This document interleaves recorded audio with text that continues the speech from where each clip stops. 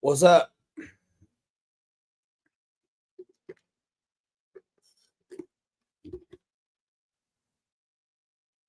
Hi.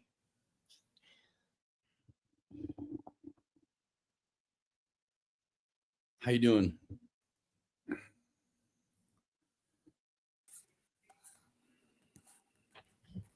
What's up? What up, I see I missed a good day today. bro? Yeah. A bunch of rolling and bashing is what I saw. Hope you're happy. Dude, trust me, you were still sleeping. I was on a boat, iced up, heading to the dock. 29 degrees out, and I'm floating on my boat, taking it to the dock to pull it out for the winter. Why'd you do it so early? Oh, usually it's pretty quiet on, in the mornings early. But there was a bass fishing tournament going on out here. 49 boats in the water by the time I left this morning. Jeez. Yeah. So I'm a little wiped out today. So you had to go. You had to do it early then. Well, yeah, I always like to just get it out of the way and done. Because it's motor oil, lower gear case oil, fogging of the motor, clean this, clean that. So it's always, it's 3.5, 4 hours after you're done getting it to your final destination before you leave it. I gotcha. Good times, man. But So more important, you like boat it up to somewhere, or what? yeah, take it up to the dock, up to the ramps. Oh, Kirk actually came and met me and used his truck with my trailer and pulled the boat out for me. and he still made it. So what's your excuse? What is my excuse? Probably because I was still working on cleaning up my boat when you were out having fun. Once it got to where it was going. Yep. Yeah, so it's been a long day, man. But you guys look like you had fun. Dude, yeah, that was a blast. Man, my GoPro only got the audio on the like the second battery. Oh no. Yeah, or I'd have had better stuff to. Ugh. Dude, I was able to hit the backside of the train. I mean, I had to work at it, but I was able to hit the backside of even the big tabletop in the middle. That's cool. I saw you had a couple good jumps there. It Not looks like bad. Kirk's was running out pretty good. Yeah, I thought What's his up, Kirk? looked tall or stiff a little bit, maybe, but I don't know. Those bigger bodies, it's a different deal. What's up, man? Chris, what up? Dad, and Kirk's in the house. Dude, I just got the bro. I only woke up because I had to pee. I fell asleep on the couch. The minute I got that video done, bro. Bree just woke me up. She's like, "Hey, you need to go get your live stream." I'm like, "Son of a." I went to go watch it and fell asleep. Yeah, that is awesome. I still kind of want to wide load mine now, Mm-hmm. but it was also fine. You know what I mean? Yeah, it's hard to fathom running like something like yours the way it's set up, as skinny as these trucks are as crawlers, Yeah. and run them as bashers or similar to. Well, that's what most people are doing. I mean, in a way, I mean that's what it's made for. But yeah, dude, widen it, son of a gun, out if you That's can. what I'm saying, man. I don't know if the hits I took today though would have. I mean, I drove off every time after every tumble. So I don't know if I would have took it the same had I had extensions on my stuff. But Well, now I wish I was there. because I've jumped mine a little bit since I did some rework on mine again, and it seems like it's balanced pretty good. And I even took a jump on purpose off kilter, and it settled right back down. So I'm like, let's go. I can't wait. I need to get it over there on those ramps and try it out at that bike ramp or bike place. Because I went from 2200 milliamp pack to a 5200 in the back. And I also mounted a spare tire on the back of mine. So I got a little more, aft weight, I guess you can call it. So we'll see. Yeah. $5 a spare tire doesn't make it 2 laps. Dude, it makes it more aerodynamic, man. That spare tire is going to beat you, man. Let's bring it. Let's go.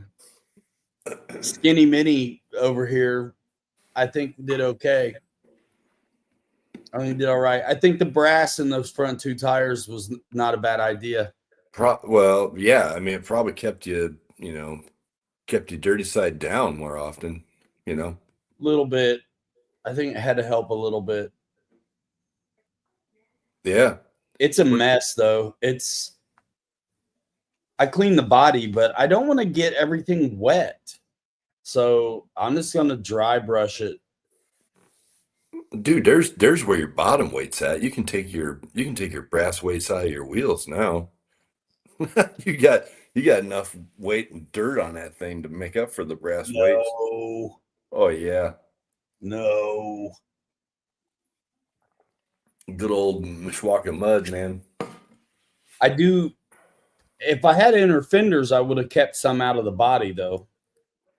But it still wasn't too bad. There was the one tabletop had a puddle in the middle. What's up, John? How's it going, man? Yeah, bro. This thing was fun. And my motor doesn't get hot. I got a fan on here. I repurposed. Well, bro, what was the temperature today when you guys went running? I don't know, but my motor doesn't get hot. 40. Your motors will get hot. Kirk checked mine when was it? We were running around. Maybe it was on his lunch or something. And it was fine. It wasn't hot.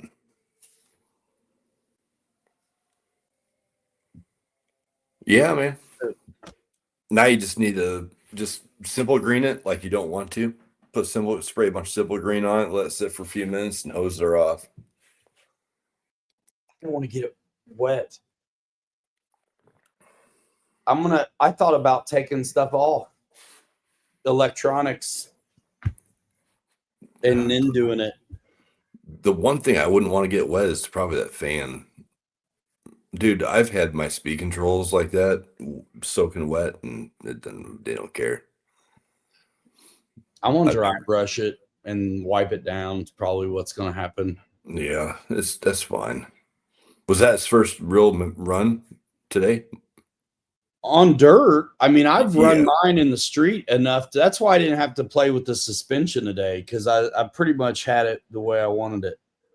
Got you. Kirk said his got the garden hose. Yep. Yeah, I put the garden hose away last night. So it's like I didn't want to set it back up. John, you got a 3D printer. What'd you get, brother? I actually just ran my 3D printer for the first time in probably a month and a half.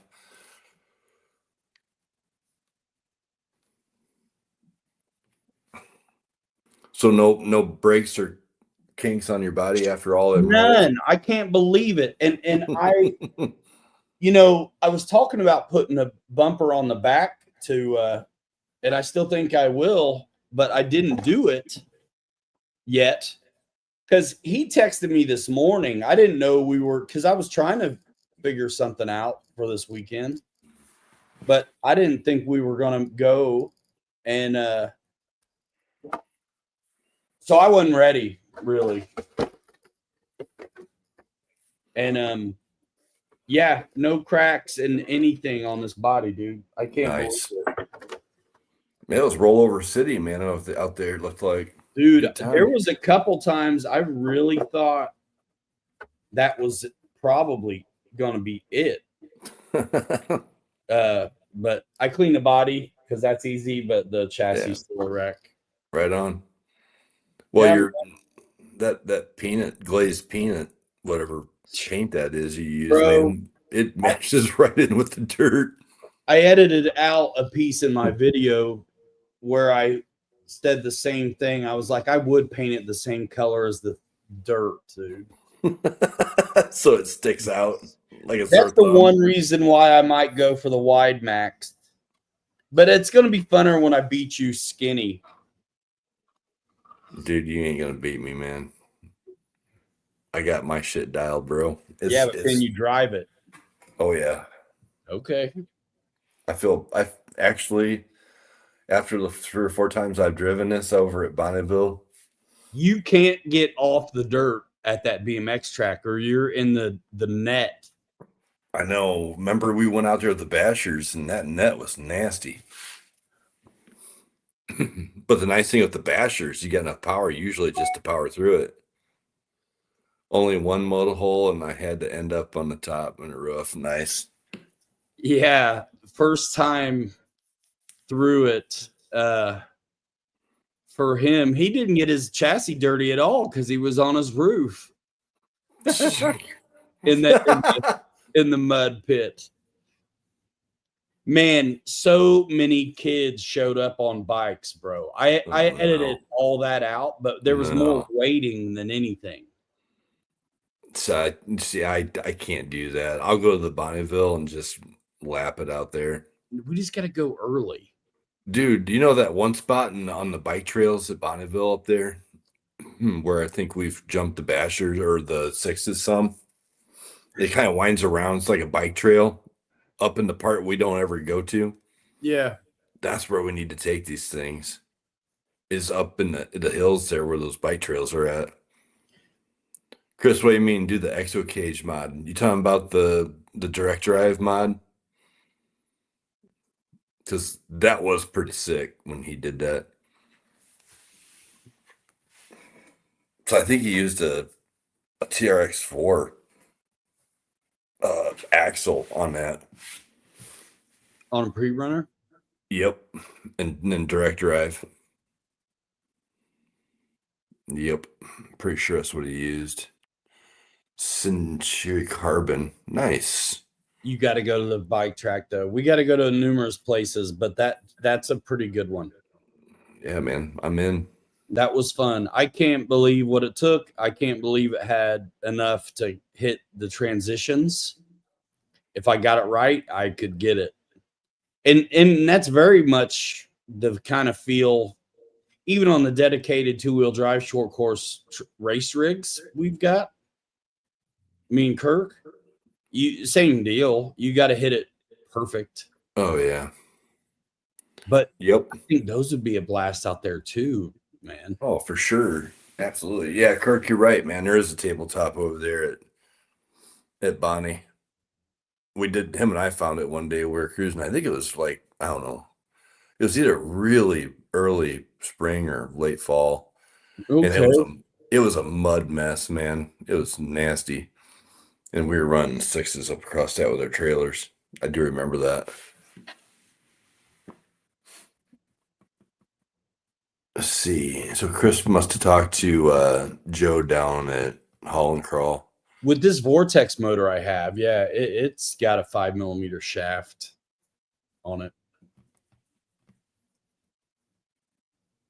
I got the Vortex power system in there. I could do a bigger pinion, I think. But the runtime, man, it was long. What do you run for battery? 3,500? 3,200, 3,200? 3S, and then I ran a 5,000. Oh, nice. Could you tell a difference in the butt weight on it? Not really. The 5,000 was a little heavier, but dude, there's a big difference between the 5,200 and the 2,200. yeah, 22 dude, little. it's night and day. Yeah, I guarantee it. Nice. John got a new printer, Elegoo, $300. Nice. Sweet, man. Well, I don't know. He said Centauri Carbon. Maybe he's just saying he spent $300 on Elegoo. It's not hard to do. That's a lot of filament, though. Yeah, it is. Until you start using supports like I do. That's like 2 SCX6 rigs. Yeah, for you. John, what are you gonna print first, man? What's your intentions? You gonna print a body for a car, or what you gonna do, man? Because that's the beauty of having the printers. Man, I walked outside one day and I'm like, one of my Pure Post caps is gone. I'm like, I need to go buy some more. Oh wait, no, I don't. I got Fusion 360 and a printer. So I just made my own caps. Dude, I had to use a rubber mount and tap them on. They fit so snug. They're still on there today. So it was good. Awesome. Plus, PLA? the nice thing is, yeah, the nice thing is they're black and they're PLA. So, and they haven't warped, they haven't shrunk, they haven't fallen apart in the hot sun. So it was a good, I was like, I'm gonna do this in black for sure just to test it. Nice. I'm surprised it held up. Actually, Yeah, it was a good test. I released the most boring video I think I maybe have ever done earlier this week.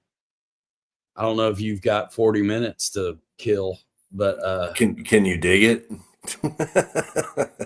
the dig on the Coyote install. Yeah, Dig on the Coyote. that was. I'm ready to run it. I'm more excited about the brushless motor in it than the dig unit. But I can't wait to run it, dude. France Park. Dude, let's go, man. France Park, that parking lot, or even that beach out there. We can get serious with these pre-runners. We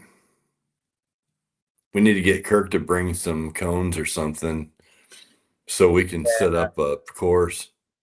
Yeah, I want to see. It'll be a blast. John says this and then closing it. Nice. And he's gonna print a jet. Oh, sweet. What kind of jet?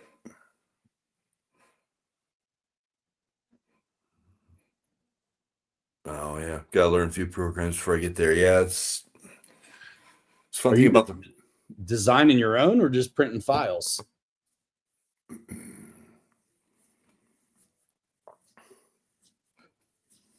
Should be a good time. First, let's see. Oh, Chris, yeah. First thing people were asking when they walked up to his truck was it polystyrene. Yeah, until you had somebody side swipe you or like T-bone you. I can't believe his truck took that T-bone fine. Yeah, it just had some scrapes on. That was it. Unlike my Land Rover. Well, if it was a bigger vehicle than a Mini Max, right, it'd have been rough. Yep. F16, nice. Yeah, sweet. That's awesome. Yeah, files. Seriously. I don't know how people do the designs from the get-go, but I'm glad they do. The files, that's where it's at. You don't have to how to design anything, and you can print your face off. Yep. It makes it easy to do it that way anyway. Unless you start kindergarten myself a few mounts and things, but I actually took the Ford off, and I've got my Chevy mounted up again. Oh, your 54 pickup truck? Yeah, I was playing with the ESC and I jacked up the BEC voltage, and I'm gonna bind it up to my new DXC Plus. Oh, yeah. I'm probably do a video with that DXC Plus and show how to, because I've filmed it already, but I'm gonna probably film it again.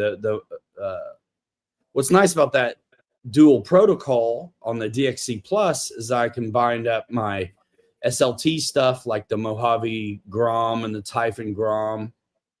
Even your little mini thing would bind to this. And I can also bind up the big bashers that run on the DSMR protocol. So I'm gonna do the sixes, you know what I mean, at least one at a time, and show what you got to do to set up that servo for second gear. Because you'll have to play with the numbers. That's a little bit of a trick. I did that on one of mine sixes. I think it was number 1 chassis to my I don't remember what it, radio link. Yeah. And I want to say I wound up at like, I think it was like plus and minus like 35. It doesn't need much. Yeah, I turned it way down. Yeah, and that's why I did what I did on the dig video, where I wanted to do it outside of the unit, find neutral. And I also made sure I was like, listen, my numbers may not be your numbers because it depends on where you start with the arm. I kind of cheated the arm towards full engaged. So I think I had less to do there and more to do the other way. I mean, I'm like 0 on one side and 120 on the other. Yep, makes sense. I left it alone. It's 100 and then 100, which I'm taking out a lot of throw. Ton of travel. So if you don't, you're going to burn up the servo. Yep. The trick is the servo saver. Leave it kind of loose. And so it absorbs it. Yeah. It absorbs it. And when it goes past what it needs, that servo saver opens up. You know how they're like a weird shape and they fit inside each other, but it's tight. But if you overdo it, they open up. Yep. You just close the gap. Once it opens up, you close the gap. And then you're not stressing it out too much. You have a servo saver there to absorb a little, but yeah. It's a good judgment. I've burned them up before doing it on the Vanquish kit build. Right on. I think I burnt one up in, I think, your old Jeep, if I remember right, because it had dig on it. And I think I burned up the servo and I bought another one, put in it, and didn't adjust the gains up and down, you know, during the travel. And I think I wound up smoking that one too. It's easy to do because it doesn't need much. Yeah. Yep. Well, it's deceiving because, you know, if it's not orientated right for it to lock in and dig, you think it's there and it's not, or it's locked and you think you need more to get it to lock. It's deceiving. It's not that far. It has to go. And after you build a couple of these transmissions, you realize what it is. But again, with that servo saver, and even without one, you don't know until you back it off to see it relax. Right. Because sometimes the servo will scream at you and sometimes it won't. It'll just sit there and do it and burn itself up. Yep. Not say anything and just you got to touch it to see if it's hitting hot. Yeah, right. I mean, I knew what I was looking for on this one, and I still overdid it. It was getting hot on that Coyote, man, until I backed it off enough. Right. Hey, John wants to know if you're still flying. Not as much, but yes. I was going to fly this morning, but I didn't. I DoorDashed last night till like 1:30, so I didn't set up the plane when I got home last night. He was flying as pre-runner today. Yeah, man. That was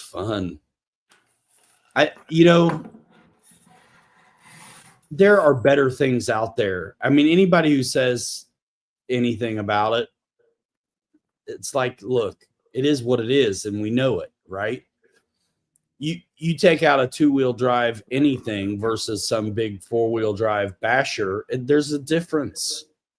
But that's what's cool, is making something that these are rock crawlers. Mm-hmm. To see them doing what they were doing today was killer. That's why I was impressed with my first run with mine. I'm like, man, this is crazy. It's a 10-3. It's nuts. And lock diff in the back too. We got a lot going against us on these. So Yeah. driving them is a trick.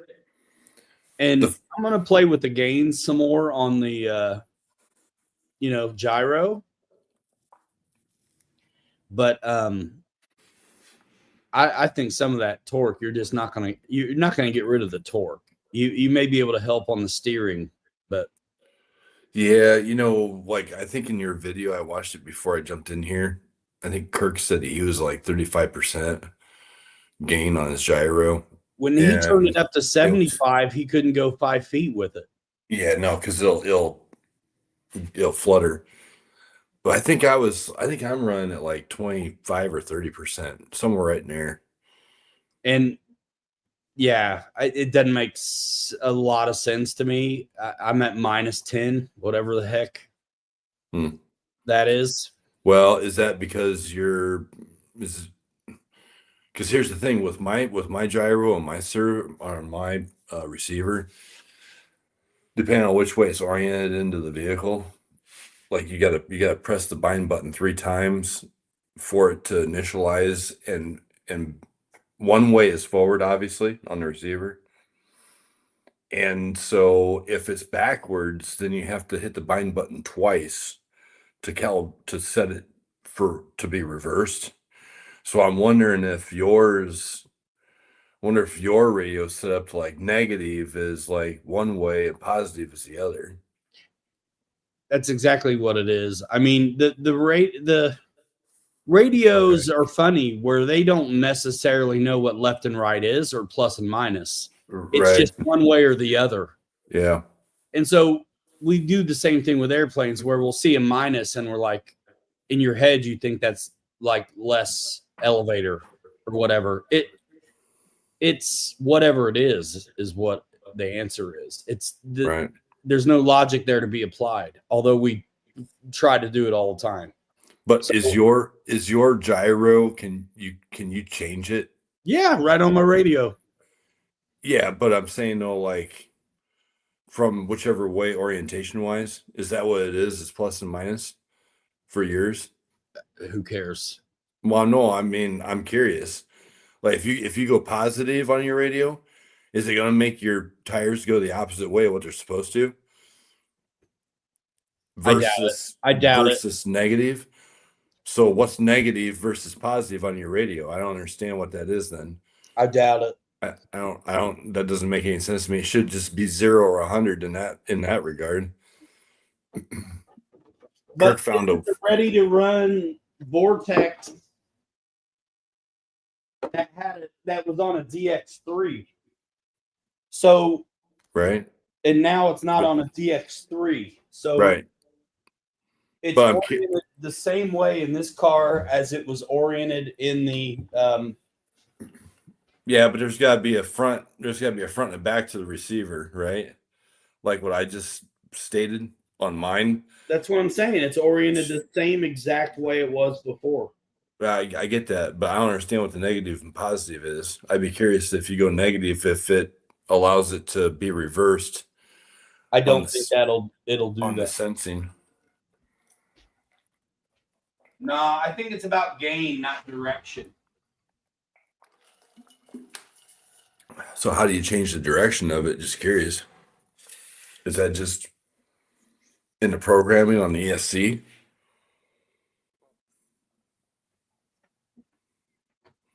Kirk found the wheel bearing locked up. I saw that.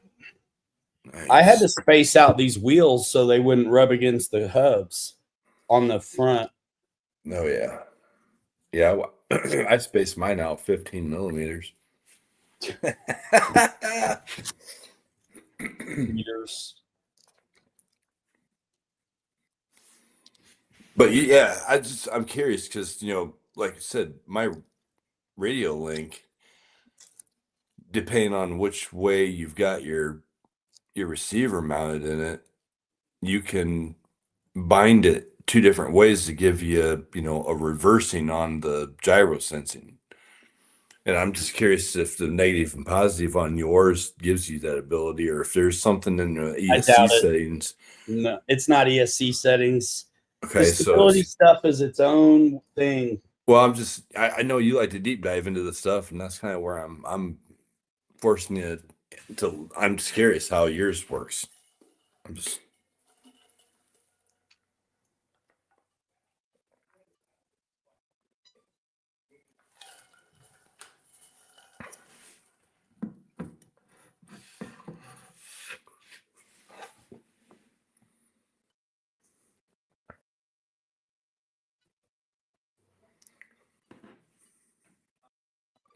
Kirk, which wheel bearing did you find locked up? So I didn't have much gyro on at all the way I was running. Most of the time I was at minus 75. And let's see. What if you go to plus 75? That probably just gets crazy. So yeah, Francis is in the house. my minus Nice. doesn't do much at all. And then I went down to minus 10. It didn't do. I may be on the wrong. I may be messing with the wrong thing. I'm sure Kirk probably did make it drive like What's up, Francis? In the house.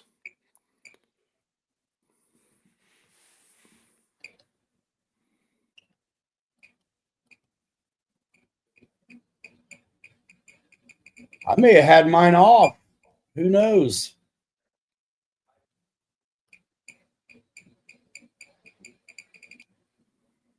I may be messing with the wrong switch. Because I got nothing right now. Yeah, that thing should be moving quite a bit. Francis.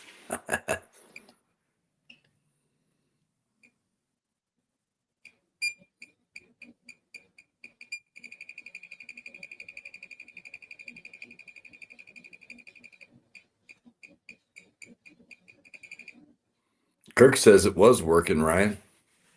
Mine was. It must have been one of them rollovers.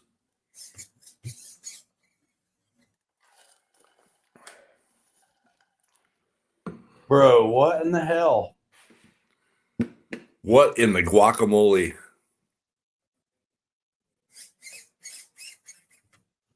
Panini? Nice. It's alive. It's alive. Well, sometimes it's about you have to. I mean, on the planes anyway, sometimes you have to move the throttle first before stuff happens. That's weird. Yep. That's exactly what it was. For real? Yep. So just like the planes in AS3X. So when I was at minus, that's crazy. Watch this. So I started off at minus 75, wasn't it? Yep. Minus 72 right here, and it's doing a little bit. Yep. Bro, I wish this stupid light would just stay on. And then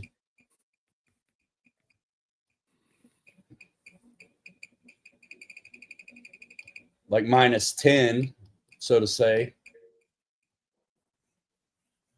Now it's a lot more. A ton. Right. So that's minus 10.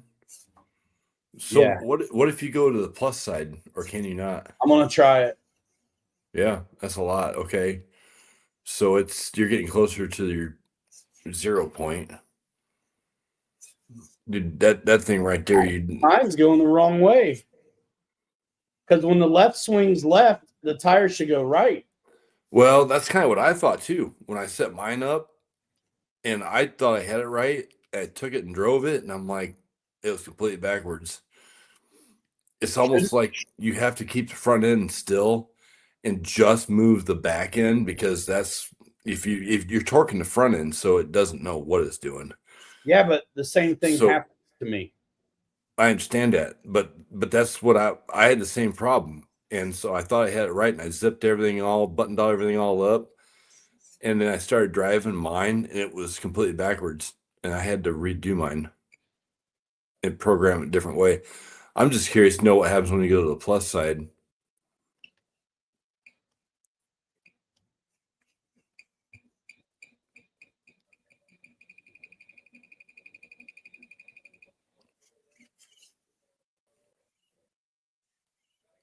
That's crazy. So did it reverse it? Yep. So the plus is one way and the minus is the other. Yep. That's cool. Yeah. Plus 100. No, wait a minute. No. Yeah. Front Plus should steer 100. opposite. When I swing the front end over, it should turn off. But you want to keep the front end still because it's your ass. It's the same thing either way. It does the same thing. If I kick the back end, it's the same thing. It turns into the turn instead of not when it's driving. It doesn't. Your front end doesn't move when you're driving it. When you're trying to stay straight, your ass end is what's kicking out from behind it. So it's opposite. It's weird. I had that same. I had the same thought process, but it's opposite. Because it's your outside. Heck yeah, let's go.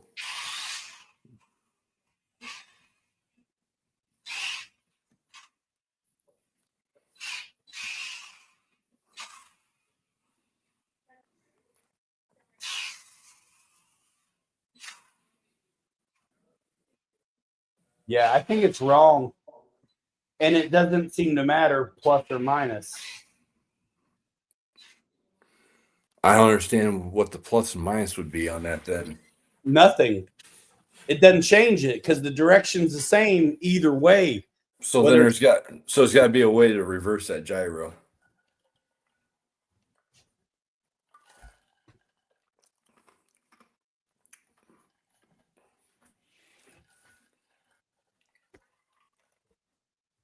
That could be why it didn't matter what I did. I had to definitely manually steer that thing. Yeah, I was in the power. Yeah, dude, mine at 30% helped it immensely once I got the reversing right. That's crazy. So there's got to be a way to reverse that then.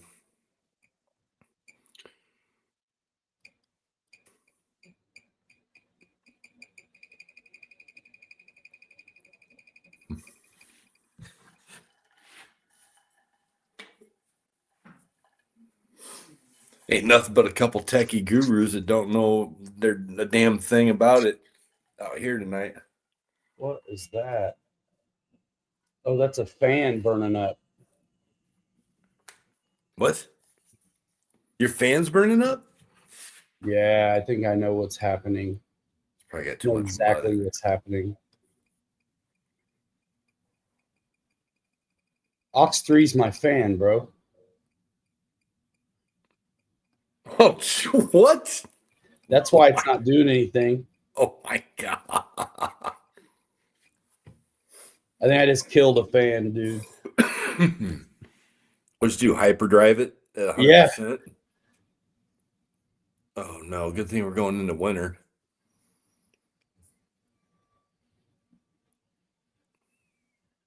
That's what it did, bro. I just changed the way it spun. Oh, you were spinning it backwards. The fan. No. Jeez. It still works. But that's what that crazy noise was. Okay, so that's not the gyro at all. Okay, so we figured that out. But why did it? I know. It's both, brother. It's both.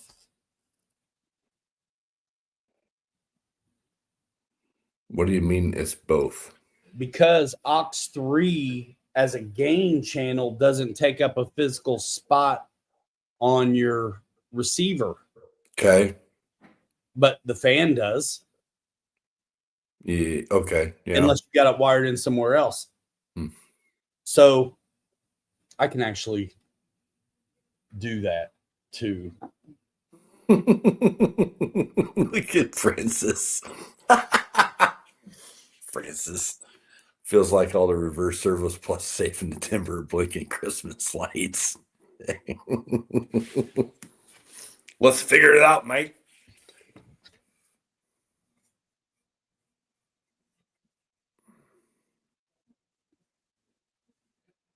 Yeah, dude. Dude, you're making me dizzy, man. Yeah, that's wrong. It's wrong, bro.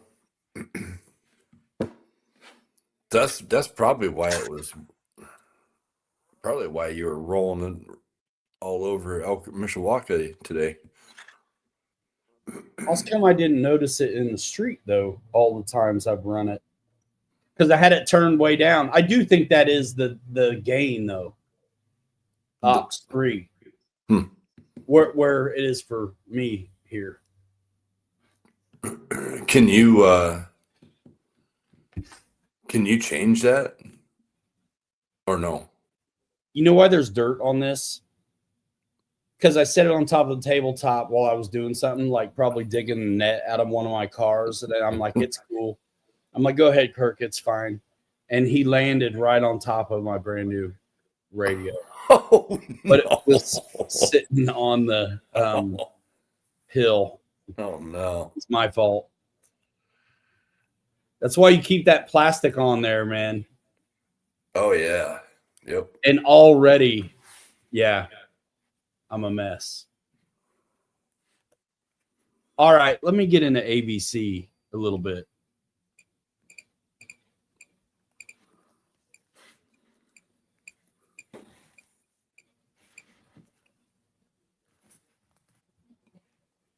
Okay. Man. I don't think I ever really set it up, bro. Oh, my gosh, Fred.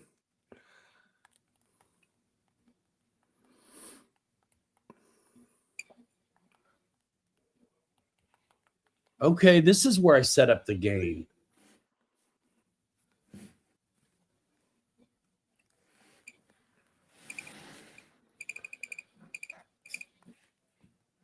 But it doesn't give you...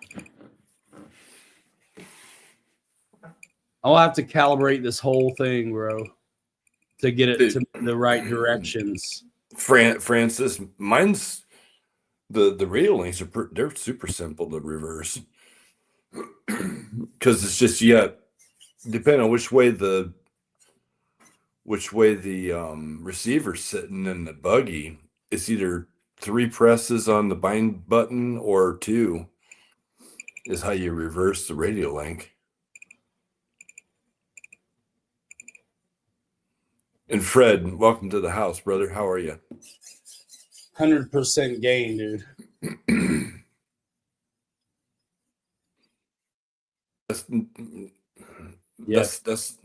That's a horrible thing to have.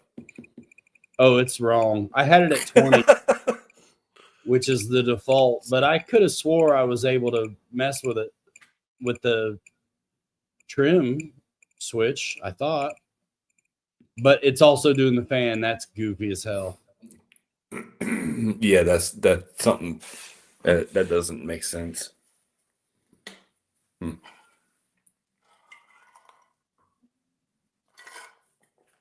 Yeah, the trim switch does do it as well. Yep.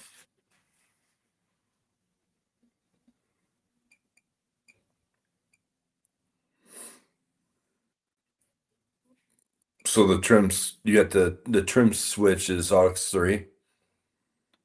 Yeah, and the shortcut trim switch it does the gains, but yeah, directionally it does nothing, which is weird. There's got to be a reversal. There's a way it's going to be basically you get in the manual for the 6100 or whatever receiver I have and do it, which I might do right now. Dude, let's do it, because I'd be curious to know how that works.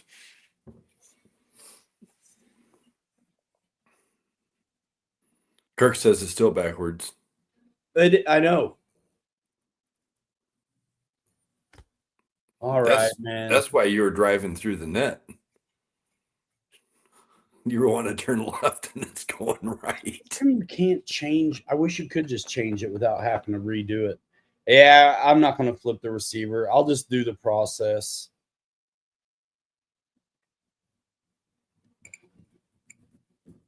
Crazy. I'm going to have to get into a manual though for it. It's going to be like this kind of stuff and this kind of thing. Press a button, blah, blah, blah. So what receivers in? Let's show you guys what I'm looking at. Let's do the manual. Let's go. Fred says he's got the same issue. Rims, the same rims now as the green Hitaman. Bro, I want to try one of those big dogs. The Hitaman? Dude, yeah, what is that receiver? 6100? I got a zip tie on it, so I can't see what it is. Dwayne, what's up, man? We're going to go find out what that receiver is, and then we're going to look at the manual for it.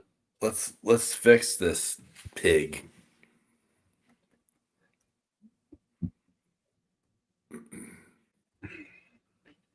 First, I'm going to find the manual.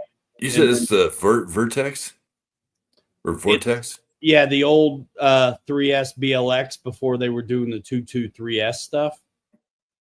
So what I'm doing now, and I'm not going to bother sharing this yet because I'm going to switch.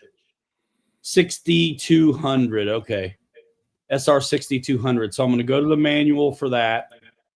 Receiver.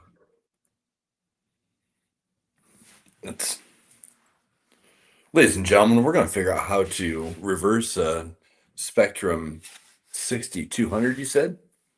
Yeah. For gyro gain? Yep. Or direction, anyway. Direction. How did I not know? Dude, I got an idea. Let's just drive it backwards. Well, I had it turned down so low it wasn't giving me any fits, but I still had it. That's what's crazy. Chris says there should be a gyro reverse setting on the DXC Plus. No, there's not. Where? No, there's not. Because I'm in the AVC screen. There's no ABC 123. Yeah, there's no. You have to recalibrate these. Is the way this stuff goes. Listen, I took it right out of the vortex and put it in here. So, it's my fault. With the transmitter and receiver already bound and properly calibrated, turn on the transmitter and vehicle. Apply throttle. Do not turn the steering wheel and observe how well the vehicle can maintain a straight line. That's not what I want. I want the calibration procedure. I've done this a million times. Kirk said he just read it. You will have to rebind and follow procedure. Exactly.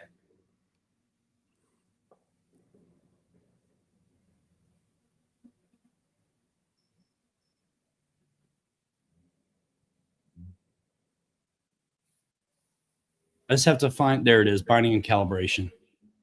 All right, I'm going to go ahead and make this big so y'all can see what I'm seeing. I share it. Okay, cool. All right, we're back. In the saddle again. Yep, got to bind it and everything. So let's share this.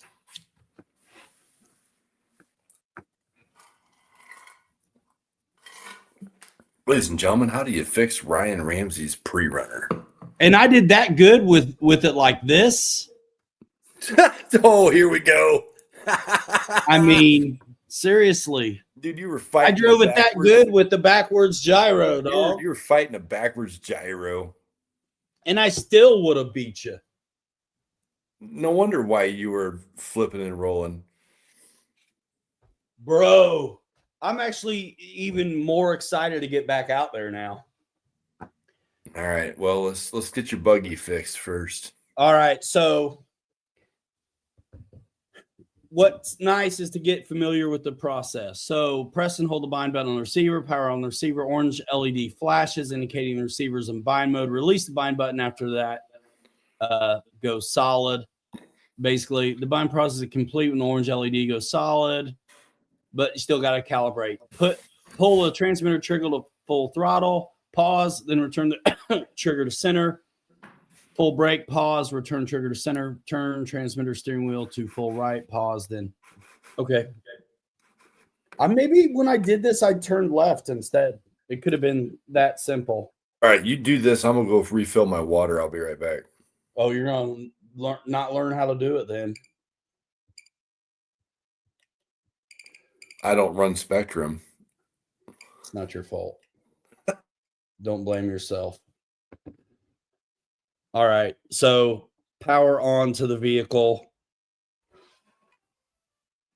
Press the button on the receiver. It's flashing. Hit the bind button on this. Fine.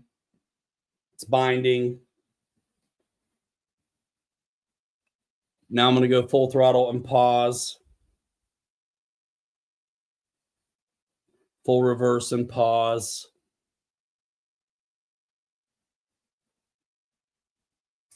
Full right and pause. Full left and pause.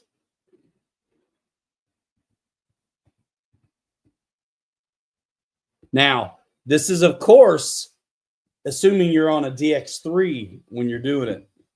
So now what everybody does wrong is to not do step 9. Turn off the vehicle to complete the binding and calibration process.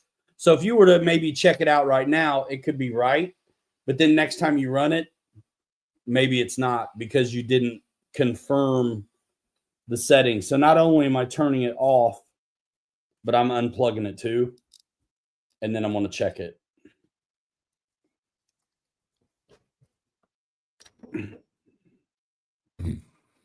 We racing? We ready? I don't know, bro. Because there's more than one ways to skin these cats, dude.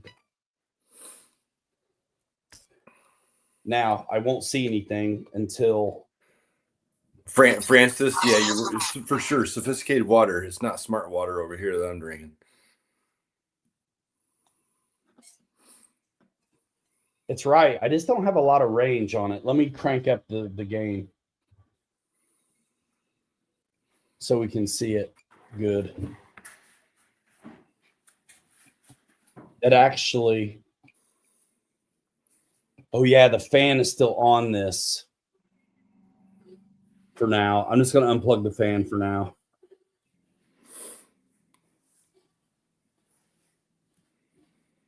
It's a crawler with a gyro because it's meant to go fast. Yes. Okay.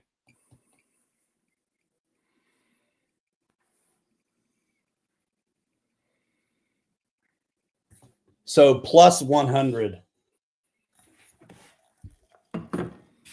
Yeah, check it out, Dwayne. We're both playing the gyros. It's working the right way now. In 10-3s. It's going the correct direction now, bro. Congratulations. And for giggles, this is plus 100. And we're going to do...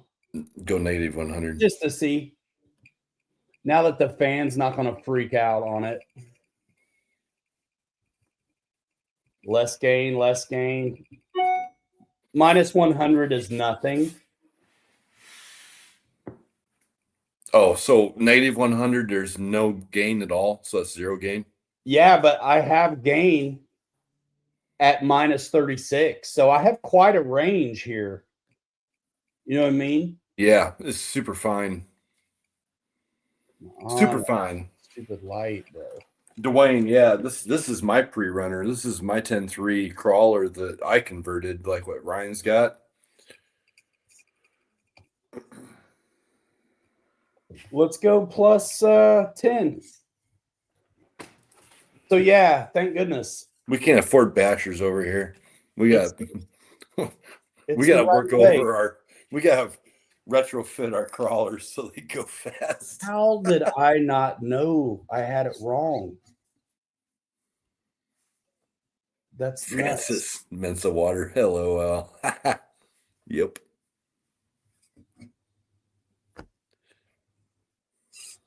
That plus 10 is kind of a lot.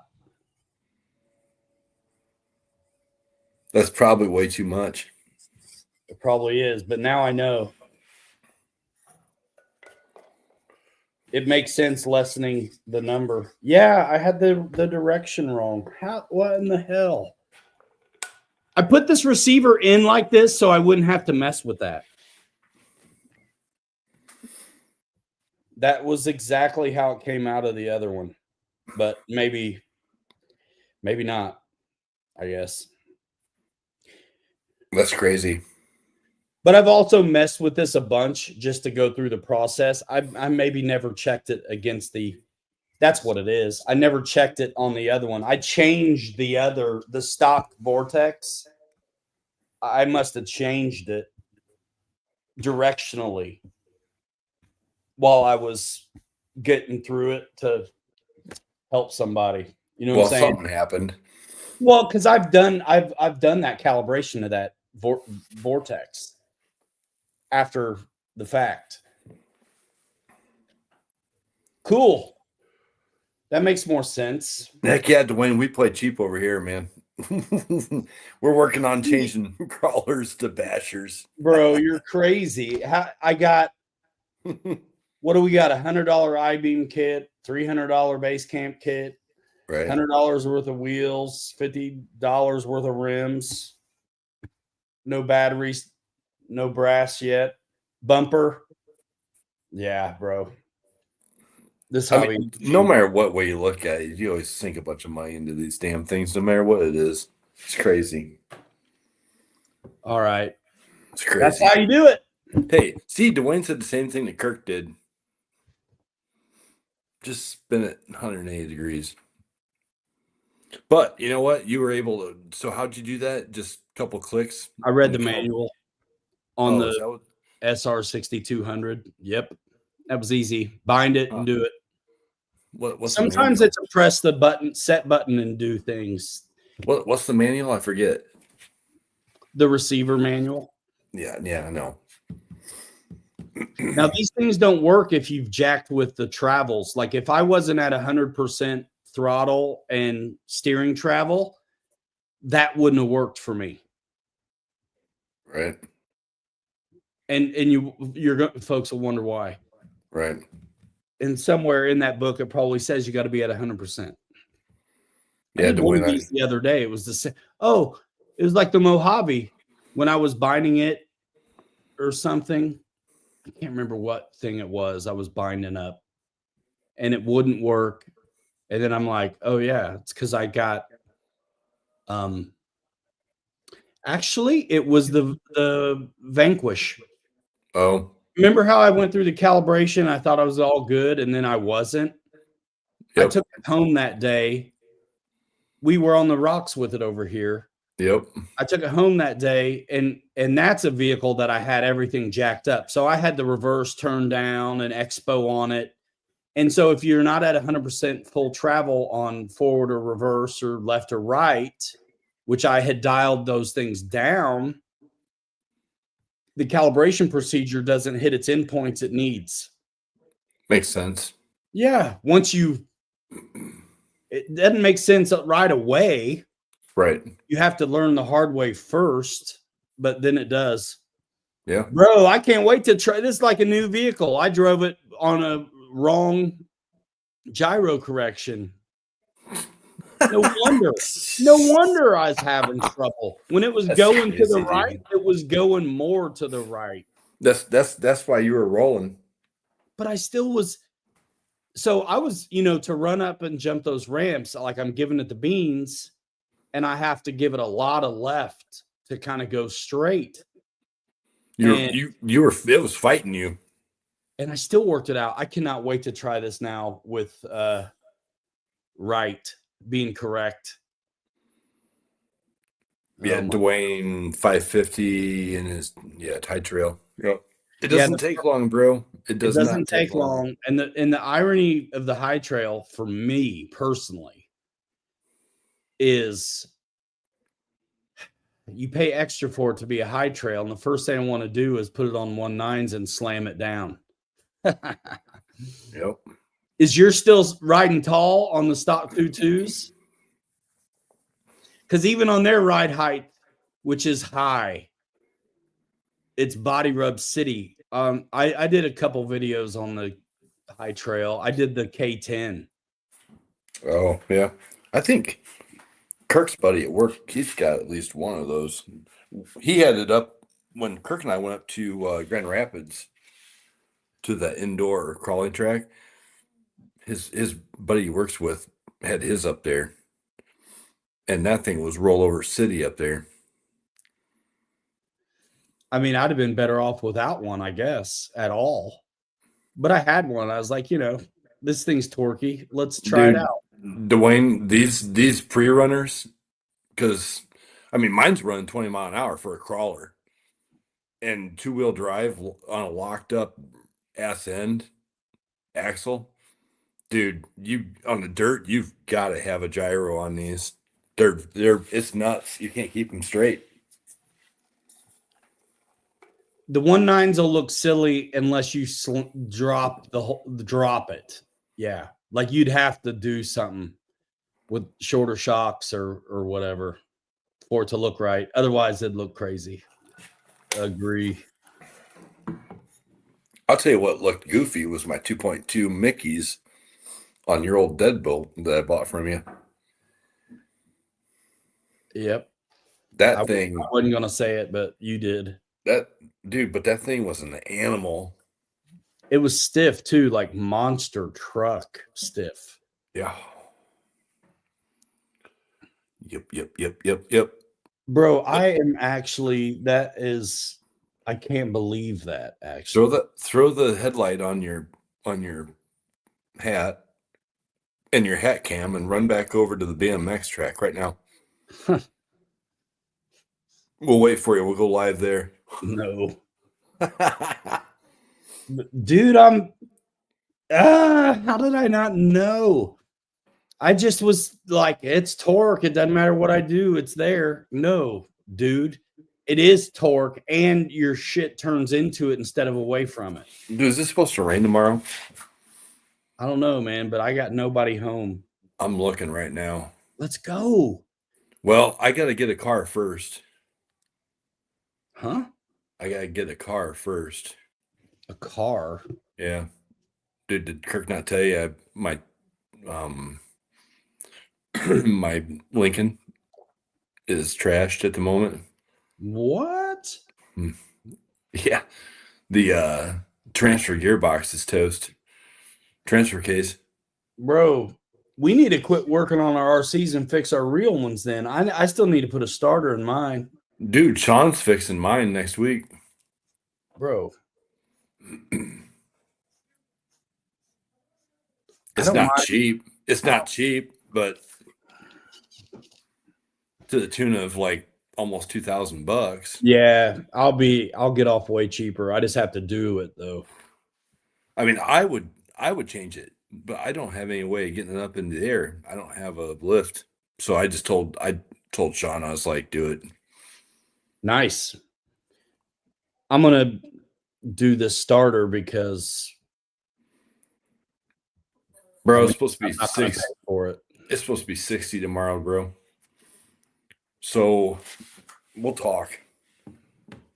But yeah, I'm dude, I want to take this back out and run it. Check it. Check out I brought my other BFGs because I thought maybe these tires wouldn't be any good, but I was happy with them. Dude, let's go, man.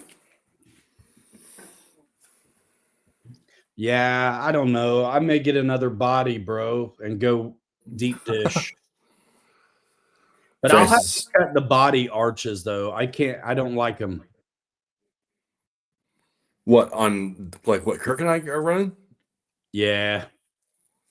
I don't know. Look at it sideways. Show the people. I like mine the way it is. Show the people.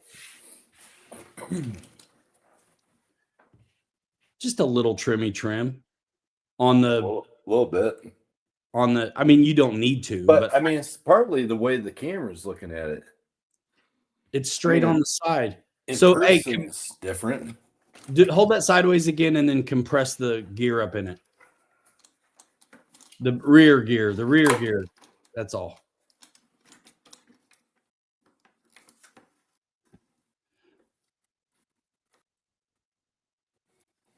Yeah, still a little bit. On the inside of the rear, that's it. Just the middle side of not much, just a tiny bit.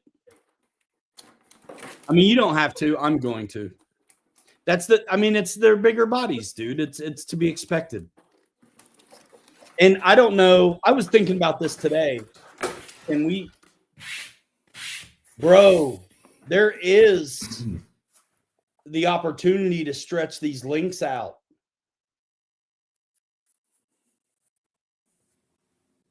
Bro, that's what I'm doing.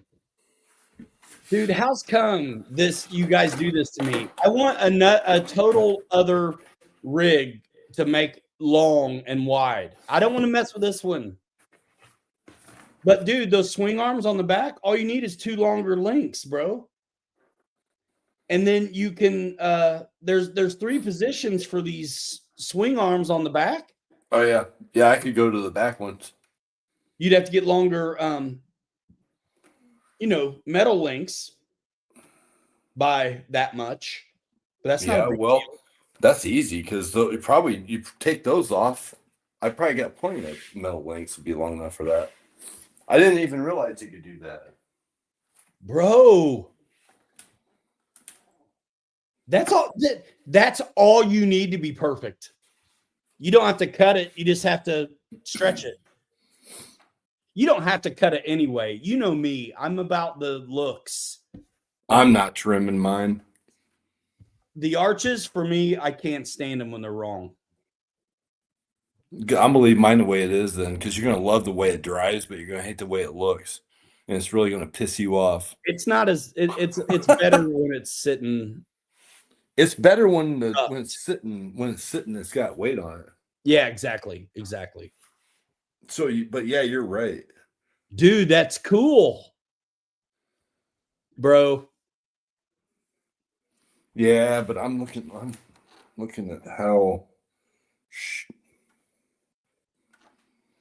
yeah, because if you like your geometry of your shocks the way they sit, like I love the way mine drives right now. You'll think mine drives like a freaking dreamboat. I'm telling you, it's awesome. I got lucky. I set it up. I don't know everything about it. It just works. And I'm not bragging. I'm just saying it drives great. It really does. But if I move these back one hole to get my wheel base right, then my shocks will move back with it. And stay in the same angle. Yeah. Exactly, because you've got 2 shock positions on those beams on the bottom. There's a ton on the top. And ton on the top. Bro. Actually, you know what, Ryan? To tell you the truth, I might be able to move these and not do anything really, maybe extend them a little bit. But honestly, may not have to do a whole lot. I wouldn't have to change those upper links. Well, just run them out a little, just maybe a turn or two, because the angle of your pinion with your diff. That's true. You may be able to just stretch them a little bit and not have to change them out. Right. Well, even those have a slightly higher position you could put them in as well.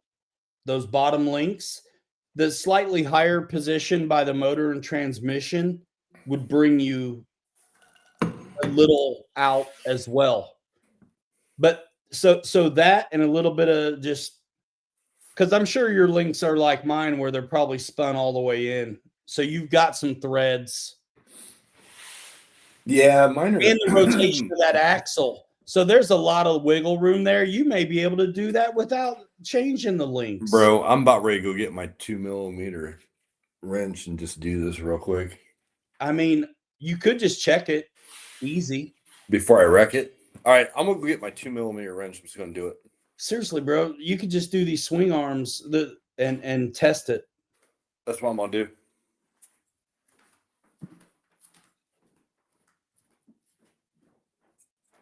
I don't want to go back and if it's easy to go back and forth between the two, that's different than changing links.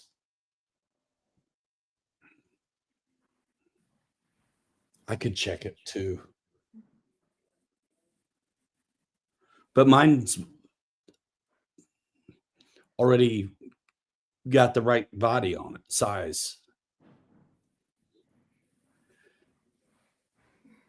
So, man, where's John at? Is asking me about flying. I got a Twin Otter that I'm ready to rock on, the 1.4 Twin Otter. All I got to do is set up the radio and it's ready. I built it the other day. The E-Flight new red and white Twin Otter, the big one, 1.4. Bada boom, bada bang. I'm ready. I just got to do the radio, and it's AS3X Plus. It's going to be super easy because the file's in there already. I'll just have to undo the way they do rates, but otherwise I'll take it because they do so much of the work ahead of time. Yeah. Are you going to just try to move those plastic links back before you do anything else to see what happens? Well, I'm going to move those back and move my shocks at the top with them. Because I want to keep the geometry the same because I love the way mine drives. Francis Camry, 307, 350 horse,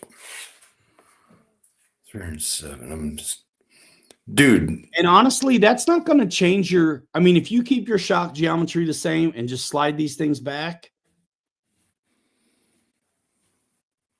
it's going to tilt the shocks a little bit more. will it?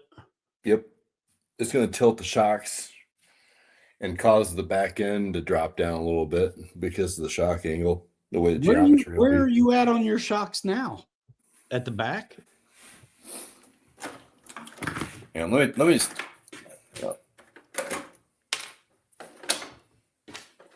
My shocks are actually all the way forward at the top.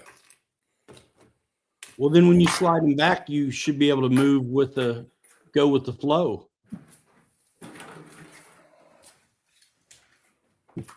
There you go.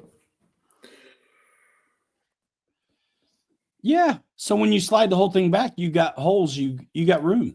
Yeah, that's what I'm saying. I'll slide mine back because I want to keep the geometry the same. Because I like the way this one floats.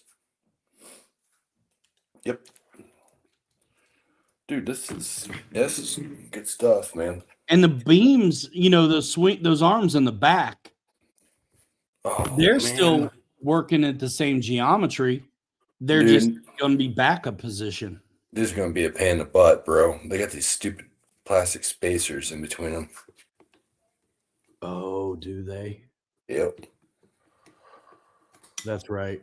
I'm going to go get my needle nose pliers to do this. That's right. Whatever. That's cool. Uh-oh. There it is.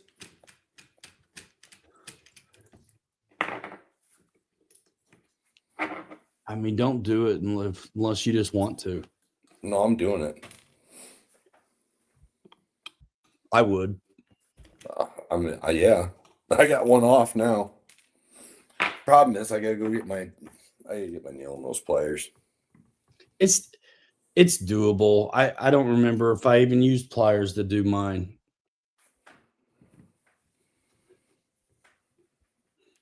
What's nice is how flexible those things are they mount to. You can splay them out. Yeah, for sure.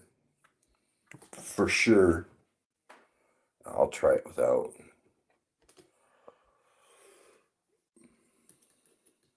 Dude, I'm excited to see yours look right. Yeah, me too. Yeah, me too. Thanks, Ryan. What up, Ty?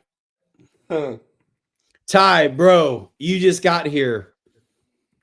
I'm talking about all this torque, this, that, and the other thing on that video from today. And we're messing around and realize my gyro was back, like operating backwards, my ABC. So I just recalibrated it. Bro, no wonder when it went one way, it would go more that way. When I was running up to those jumps, like I was leaning on the left hard just to keep it straight. And I'm like, it's just torque. No, it's torque and the gyro trying to do it. And I still drove that good, Ty. Oh, wow. I'm going to get a cupcake and a gold star, I think. Bro, I'm not going to have to move anything. It didn't screw up the pinion angle either? Not enough that I'm going to worry about it. Dude, that's awesome because I don't want to have to do a lot to this if I go. Bro, look how much it changed that. Dude, do the other one. Do the other one. Bro, I'm on it. Hurry up. Do the other one. And then I want to see that body looking right. Here. You're going to be so happy you did this. It's going to be a more stable truck longer too, brother. Oh, yeah. Your truck's already dialed, though, without a doubt. It is. It's pretty good, but I want to try to beat you with mine stock and narrow. And then if I can't, then I'm going wide. Right max. On. Wide max. Yeah. That's pretty cool I-beam kit, bro. And if anybody wondered how durable it was, I think I showed you today. Definitely your Lexan body's durable. The Lexan body's durable, and I landed on the front corner right on the steering wheel one time. And I was like, and honestly, if my gyro would have been the right way, it wouldn't have been, I don't think it would have happened. It's right like it's turning into it instead of away from it. And so I just stuffed it one time. That's when I thought I broke it. You were fighting that thing. I kind of was. That's what you were doing. How was I driving that at all? I'm so embarrassed. The I-beam kit was cool. It held up, man. It held up. Oh, yeah. And, we talked about that. Was it last week? About how these things are kind of, we thought they were weak. I mean, I guess I'm glad it's flexible plastic instead of breaky plastic. Yes. It's like on the bashers with whether or not you're using RPM links or not. The RPM stuff's pretty soft. That's okay. What people say. I don't. Done, bro. All right, now put the body on. Let's see. Hold on. Oh, you got to move your shock still, right? You know what? I'm gonna have to get a longer drive shaft. I'm gonna put a longer drive shaft in there. Really? Yep. Let me move my shocks. Hold on. Did it take it out that much that drive shaft's not good now? Yep. Which I'll use I think the front one's longer. The middle piece? Yeah. Oh, well, that's easy then. Yeah, if it's just, it could just be a middle piece. I don't know. Or get the Gladiator drive shafts. Oh, yeah. I got another longer drive shaft. I'll just have to switch it. But until then. Man, that's going to be even more planted. I've just given you an advantage. You did. Thanks. Son of a bitch. You did.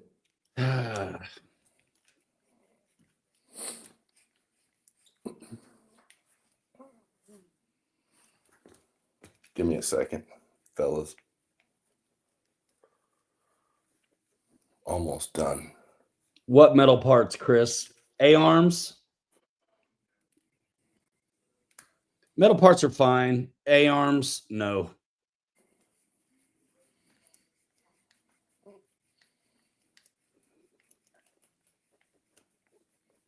I can't wait to see this on the body now. It's gonna be a whole new world, man. I brought my better treaded BFGs instead of these like pre-runner ones, and I didn't even feel a need to put them on today. Yeah, that's why I went with these cheap Amazon. Oh yeah, dude, this thing's gonna float. I want to see that. I want to see that pinion angle.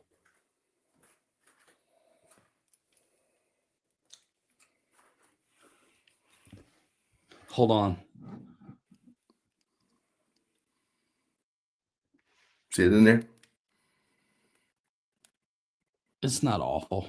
No, it's not at all, really. But you could spin those links right as they sit. What's really going to tell you that pinion angle is that truss. Just for the giggles.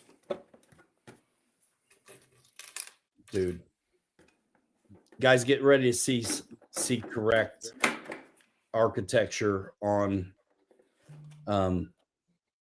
your rig. Thank you, Fred.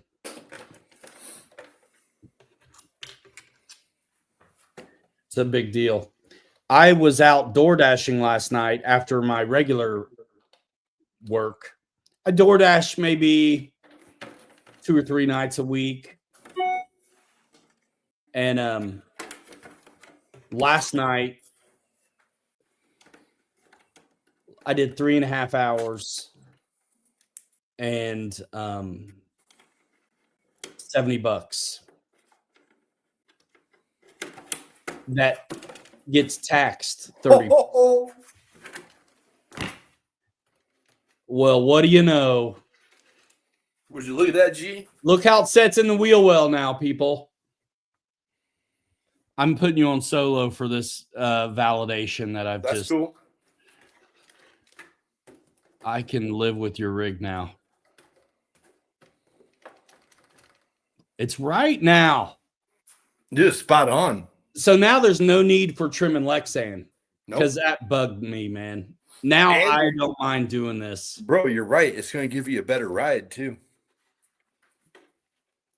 Yeah, dude. That's killer, bro. Now listen. It is pretty slick. And since you don't have another body to go back and forth on like I might end up with, I would spin those links out to straighten your truss up. Oh, I'm going to. Because if that's what that rig is, yep, you can afford to expose about 1.5 millimeters on each end of the, you'll give yourself about 3 more millimeters on each link. Yeah. And you know what? If expose a couple threads. If I do that too, Ryan, I may not have to worry about messing with the drive shaft. It'll bring it back in. Does it? Let me see. Let me see real quick your bot. Leave it like that and turn it real quick. Other way. I can't see it. There you go. There you go. See how it's. Oh yeah, you're right. Yeah. You give your drive shaft back when you do that. I need to push the top out. If you look at the center skid link mounts, you see how there's a top hole that would also bring it on the metal links that would also bring them. You're talking about these two? No. I'm talking about where they're at now. Oh, down here? There's a hole closer. Oh, I see it. Yep. But it's up just a little, which would also give you some of that back. Yeah. Unless you didn't put yours there. It looks like it might be quite a bit. It almost looks if I'm seeing the hole you're talking about, It's right above. it's right here where my finger's at. Oh, you set yours up different then when That's you built quite a it that's quite a originally. bit. For mine, and I'm just built off the book, but mine are in the base camp stock location. And if I wanted to undo those link positions right there, I could scoot them back one hole, but it would also be going up a hole. Gotcha.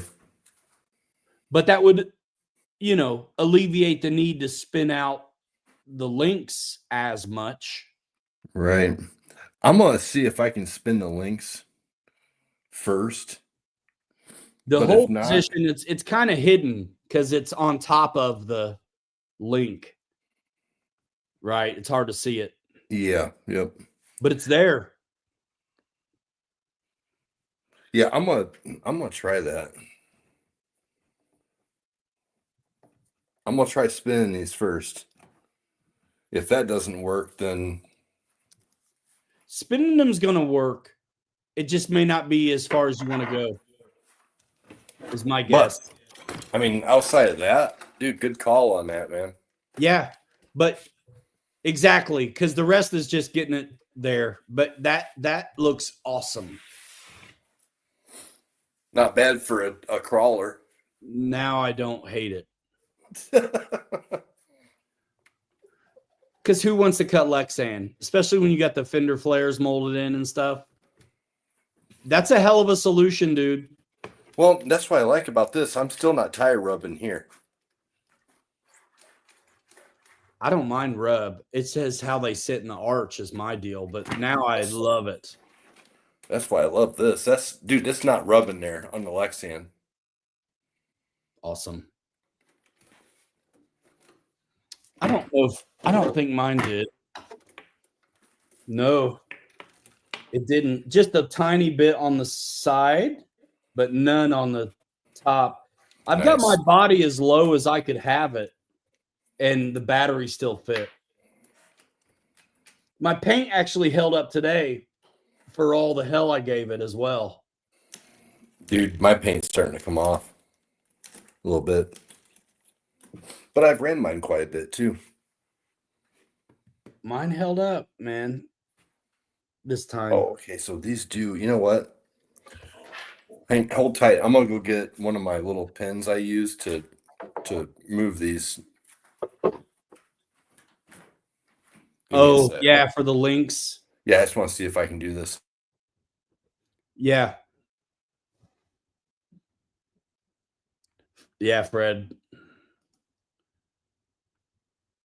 Dude, I bet Kirk does the same thing now. Dude, you have 3 positions on there.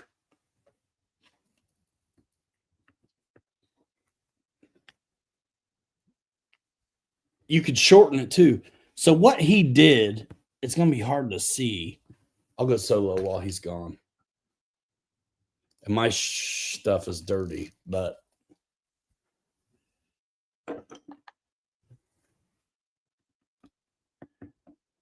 this bracketry here for the swing arm, 1, 2, 3 places you could put it. The book tells you here. So that's what we did first. And he moved it there. So he scooted his stuff back quite a bit. This is awesome. This is a brand new pre-runner. It looks like it's been around for 30 years. Let's go. I'm excited now, man, to see those running. You're super dialed now.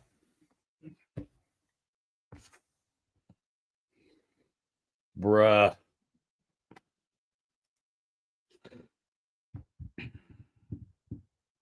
I'm putting you on solo. I'm going to grab a drink. I didn't have time to make coffee.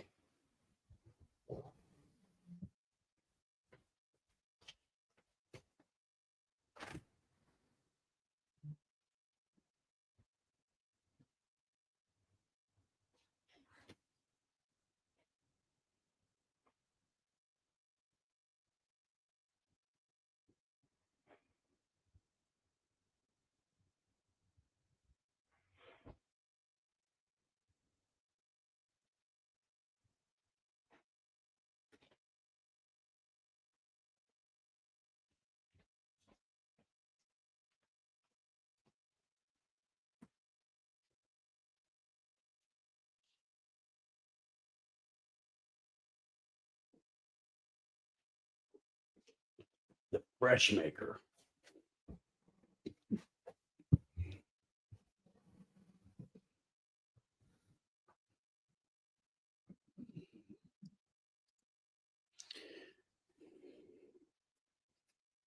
I'm such a nerd. I thought about getting those new boat side skids for this thing and don't need them at all. The boat side skids that come on the Coyote.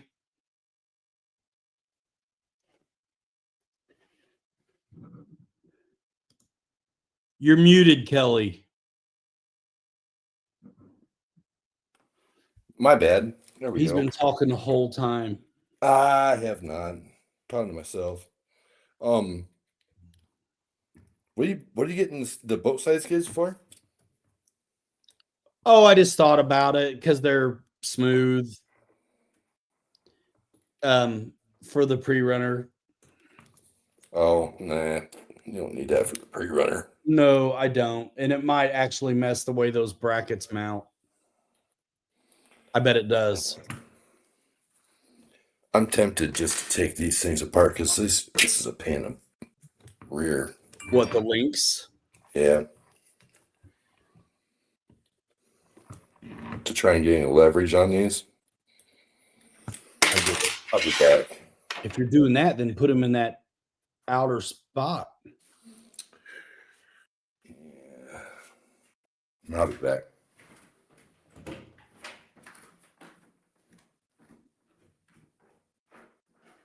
The fresh maker.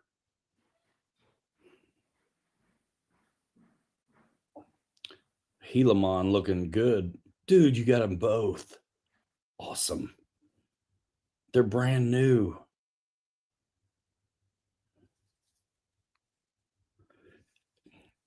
So that looks awesome, Fred. That Red Cat Vertex, right? Amazing. Huge, amazing. It's almost too easy. So I was thinking about the Helamon being 8th scale, how that might be a nice thing to try. So I'm going to try to do one. Even though I want to, or like a H10 optic or whatever, I think I want to try the Helamon. I was a little bit scared of it at first because it's got different components.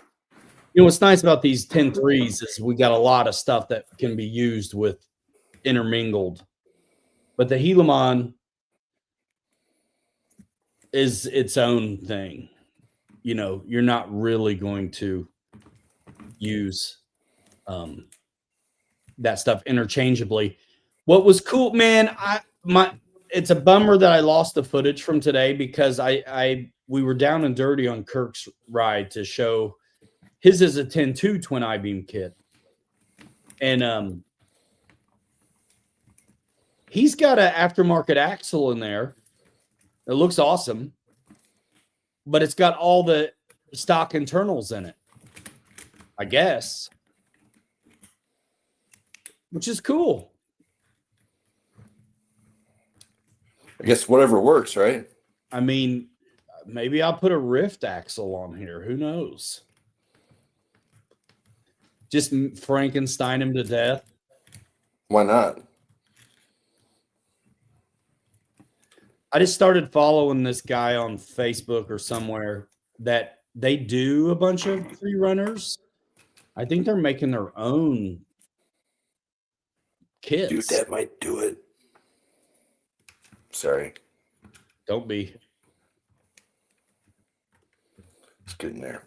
What up, J Huff?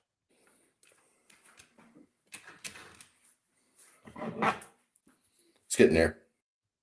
I don't know how much farther I want to go, but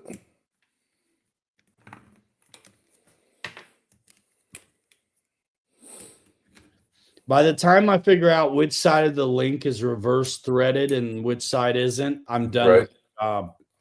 Yep. When Exactly. I'm doing them. Yep. I like the base camp kits. You know, I want to build the SCX10 Pro just so I can say I have. Just to build one that's different. I like putting them together. That's the beauty of it. I don't like buying all the stuff for them, Gives you but something to do. I like putting them together. That's why I got so many airplanes. Probably because of you, and the other reason because I like working with my hands and building stuff. Yeah, with the planes, for me, the only enjoyment's flying them, and that's harder to do than it is to wrench on something. Right. I mean,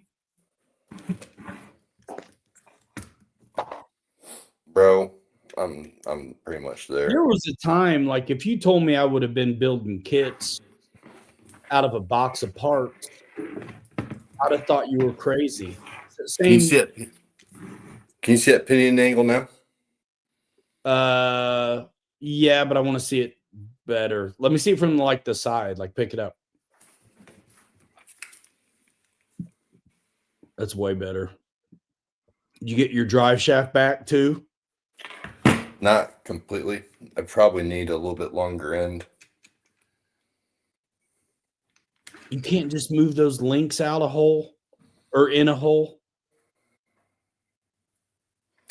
Nah, I think I'll probably Out. That's what it is. I'll Out. probably move. Because I'm telling you, I think you can undo the links at the skid and move out a hole. Yeah, the thing I hate about that is they're from the inside. Yeah. But let me see that pinion angle. You're probably fine anyway. I think I'm fine now. It's not bad. It's fine. We're already It asking could be them to do crazy stuff. it could be a little better. It's fine as long as your drive shaft doesn't fall out. I mean, that's the thing. I think if you go to the trouble of moving those links, like I'm saying, you'll get so much drive shaft back you won't need a new one. But it depends on those middle slider sections. If it's big, the front that you took out, if it's a bigger middle section than what you got there, problem solved. Probably. Right.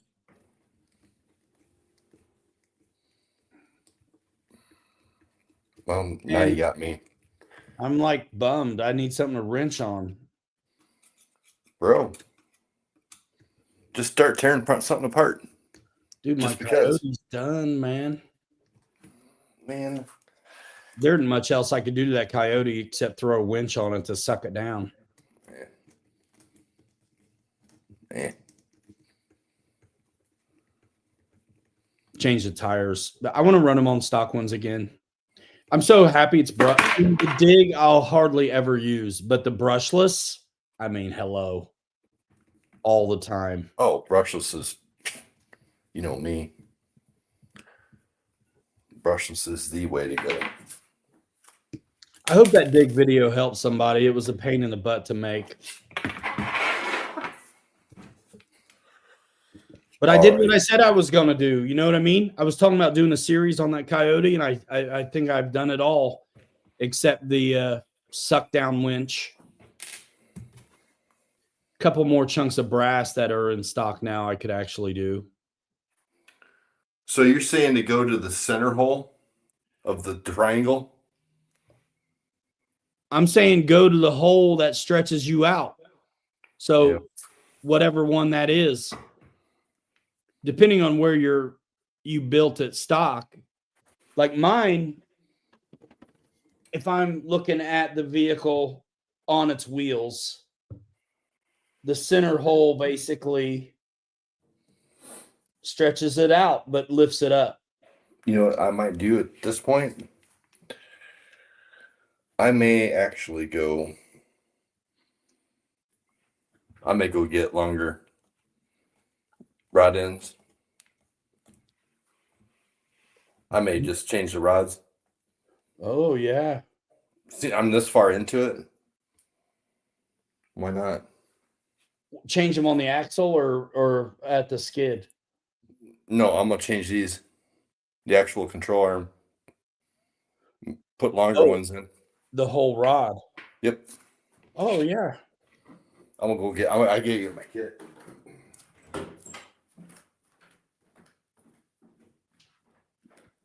Well, yeah, shit. If you got the links, hell yeah.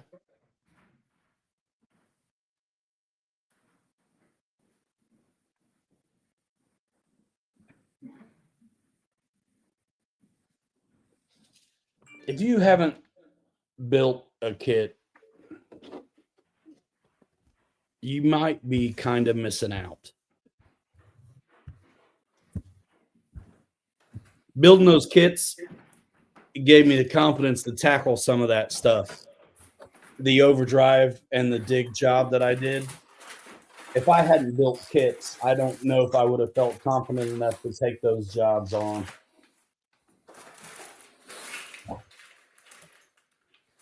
But my muddy mess, peanut butter mofo,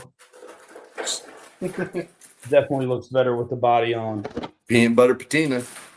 Peanut butter patina. It's not just for breakfast anymore. Bro. The complexity is amazing, Dad. I can't get over them. And now mine's going to seem little next to theirs. I'm so mad. Yeah, bro. We're working it out. So when you do another body, you know exactly what you gotta do. Well, yes. I mean, the funny thing is cause and effect. I mean, why did you go wide? Because the body was big, right? Now, why are you going low? No, I went wide because I bought the wrong damn body. Yeah, because it was and Out the gate. it's big though. That's the only. Well, that's why it's wrong. Right. It's bigger and longer. What up, Turtle? Dude, pre-runner I-beam kits. Turtle's gonna start flying if this is the same guy I'm thinking. Dude, this is it, bro. Look. And I think these will work, and they're black. Those are off of the FJ40. No. What are they off of? I bet money they're off the FJ40. They can't be. Why? You have leaf springs on it. Because they came out of a bag that was part of these might have came off the Jeep. The axial stuff's all silver, bro. Let's see. All my links on my FMS rigs were black. The Michigan and the FJ40. Gotcha. I think these will work. How much longer are they than the other ones? Your shiny ones.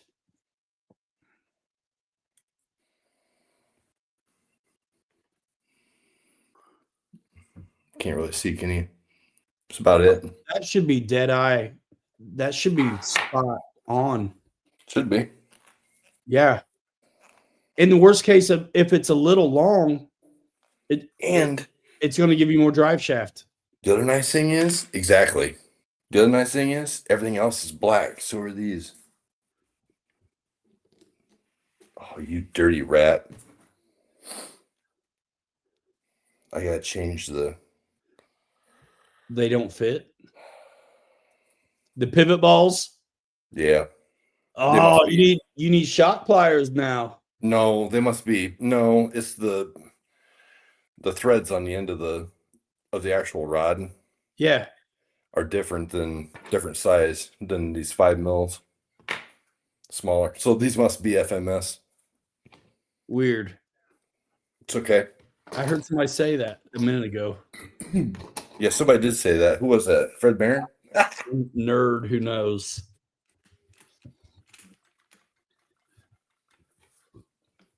All right. Turtle, what plane did you end up going for? Apprentice or Aero Scout?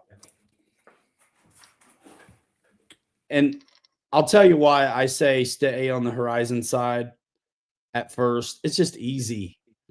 You get the ready to fly. It's already pre-programmed with beginner, intermediate, and expert mode already.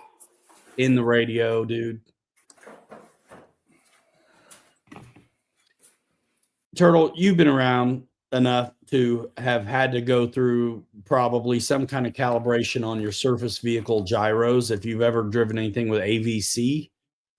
Imagine that 10 times worse and more critical. When you get it wrong on a plane, it's a big deal.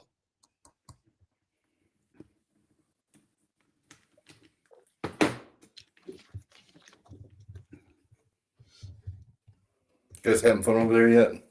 I'm having fun, dude. I'll be happy when I get this done.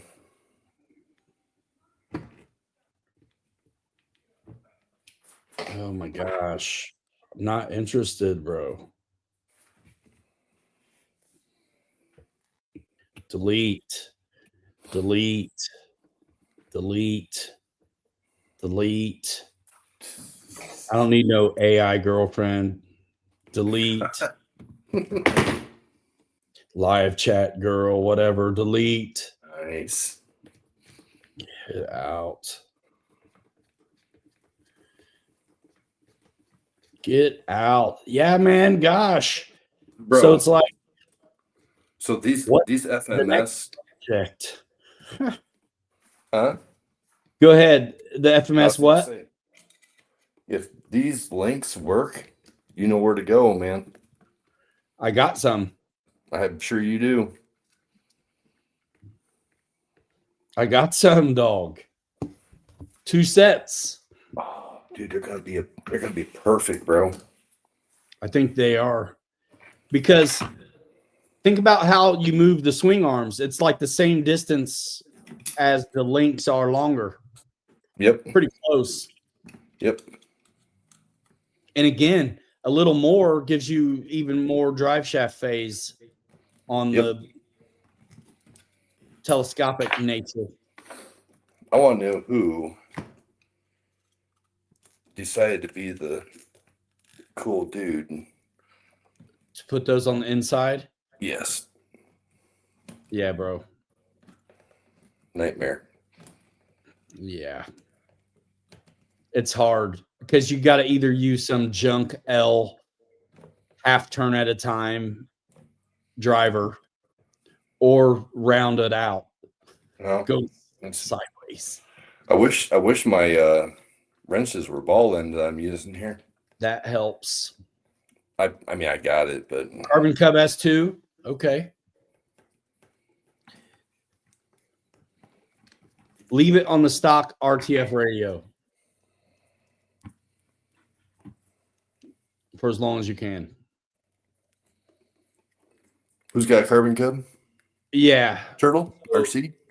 Yep. So as far as those beginner planes go, the Aero Scout, Apprentice, and the Carbon Cub, all three are fantastic. The Aero Scout has an AR-631 receiver, which is more like what you're going to experience in binding flies, moving forward. But the flight controller and receiver that's in the Carbon Cub and the Apprentice are unique to themselves, and it's just better to leave it on the ready to fly radio it comes with. You can make it go on a good radio, but the things you have to do and what you have to learn to make it work are nothing that's going to apply to anything else in the future. I figure I don't mind learning something if it's going to apply to other things. But if I have to beat my head against the wall because something's obsolete and I'm going to do it, go through the trouble and learn it and make it happen, that's fine. But it applies to absolutely nothing else. And for that reason, I'm out. So I saw Turtle RC said he's sometimes worried about using ball end drivers. I am too, but Yeah. as long as I've always used Bondus Allen wrenches that have the ball ends on them. Oh.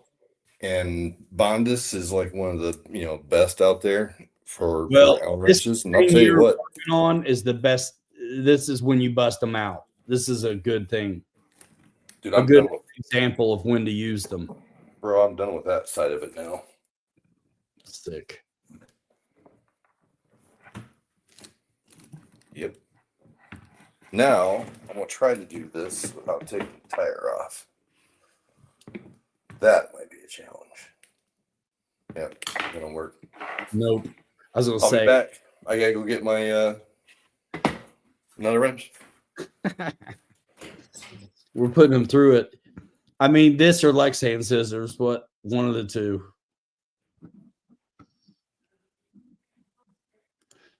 We'll wait for him to come back. Yeah, man, I don't know what I'm going to work on next. I guess I could stretch mine out too. That means I got to do another body though. Let's look at bodies. While he's that's a good idea.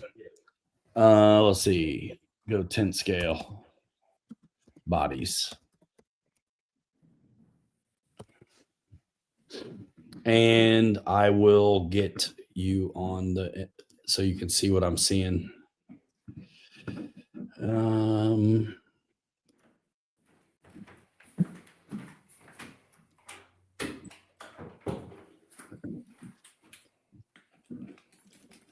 Welcome back to the show.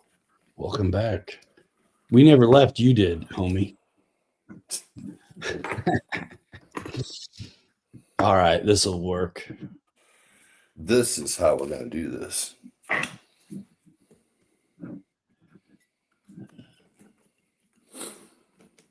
KKRC autocorrect, LOL.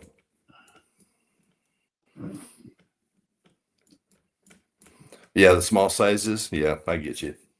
100%. 100% agree.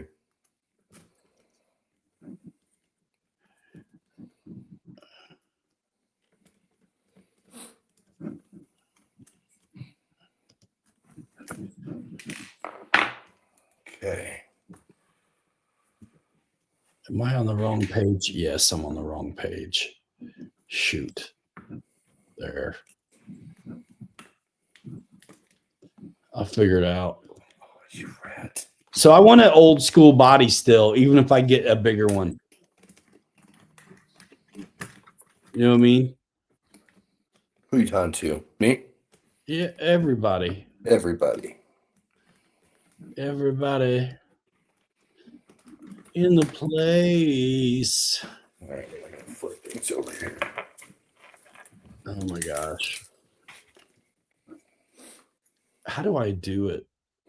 Computers. I don't know how I've ever worked it out. How you've ever been able to manage it? Seriously. Like I am not that guy. There are like 20 windows open. So it's good stuff. All right. Anyway, so all right, 10 scale bodies. Instead of crawler bodies, I'm just going 10 scale bodies. And yep, that's what you want. That monster truck body is kind of cool. This weird squash van. It's not that cool though. It's not. I don't think it's cool enough for us. Not what we're doing. I maybe need to look at short course trucks. That's what I did. Focus the obviously search. Even the Arma bodies are not a bad idea because they're going to be pre-cut, except the holes will be wrong. But that's okay. Yeah.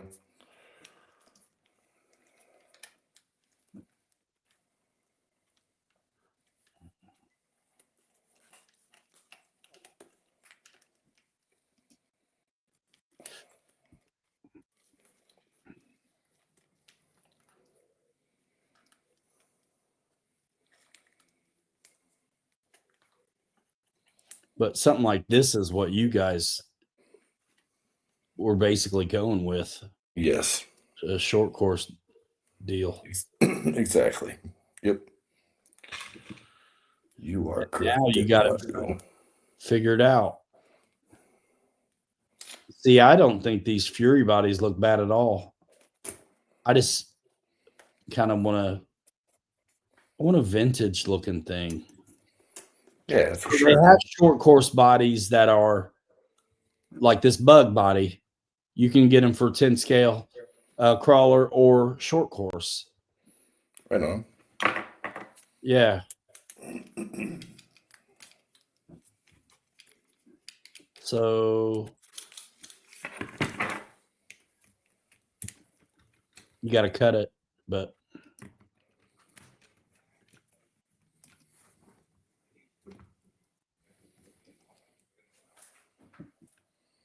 stickers.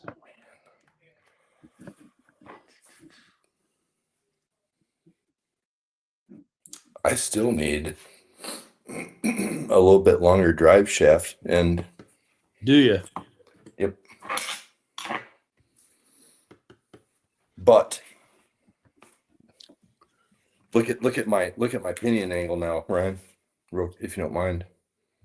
Hold on. Well, I got the look at that.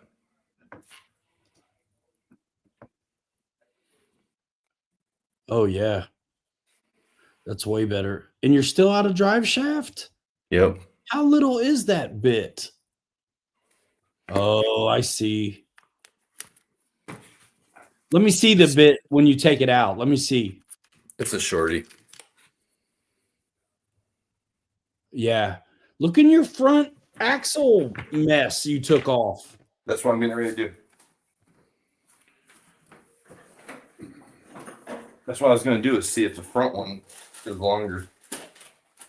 I think it might be. I know I had to, when I did the dig conversion, I had to put the shorter drive shaft on that came with the kit because you stretch out the gearbox. Oh yeah, makes sense. Oh my gosh, I'm so sorry. I have so many comments.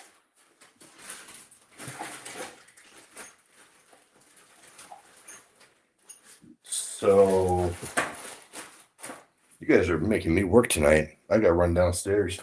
Dang, bro, you need to just bring them things up. Dude, well, I put my little plastic container I have in my backpack with all my spare parts. Yeah. That's where the drive shaft went. I put it in there. Ah. For a spare. I gotcha. I got a Mojave in my backpack still from today. I never ended up running it. All the zombies came to the bike park and we split. That video, there was more of us waiting to go than running. He's got to go downstairs to get his stuff. Man, I don't have a lot. Let me show you the Twin Otter though, real quick.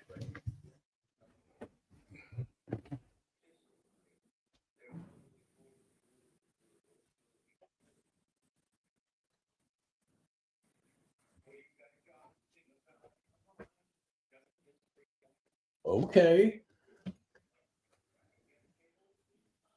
Yeah, man. I'm pumped. I just got to do the radio setup and it's ready to go. I think this is way better than the first blue and white one they had. It's bigger and it's just more solidly built.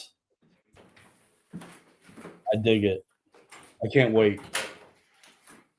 And I may do a video on the radio setup and how to take the differential thrust out because I don't really want it.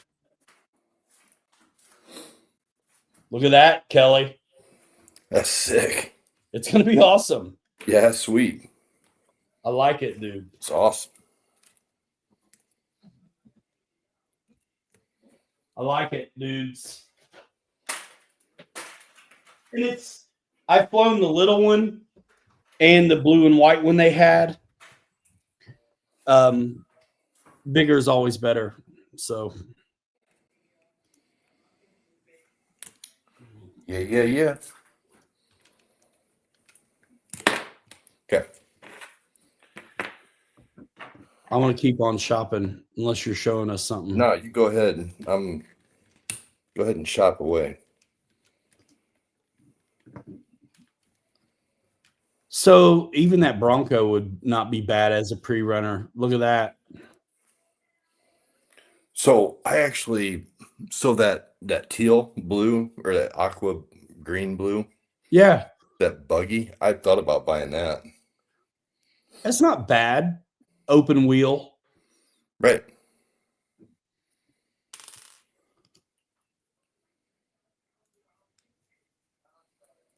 There's kind of what I'm talking about, though. Wasn't that what you were looking at? Was that Blazer or something, or that pickup truck? The pickup, Yeah. but it was a crawler body pickup. This was a short course body pickup. Right on. So that would work for me if I'm wanting to stay old school. Right? Oh, that will work perfect.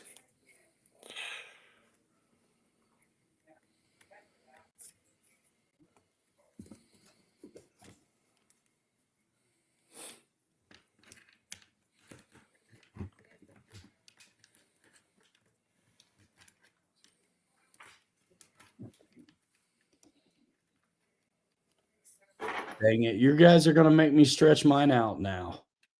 Mm-hmm. This is the body I got. There it is, bro. Did you get it? I just completed my task. Oh, yeah. Nice. Hold on, man. I'll put you on in a minute. Hold on. Nah, that's fine. No, I want to see it.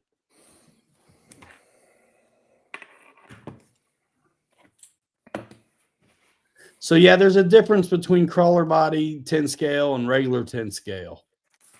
And that's kind of what's happening.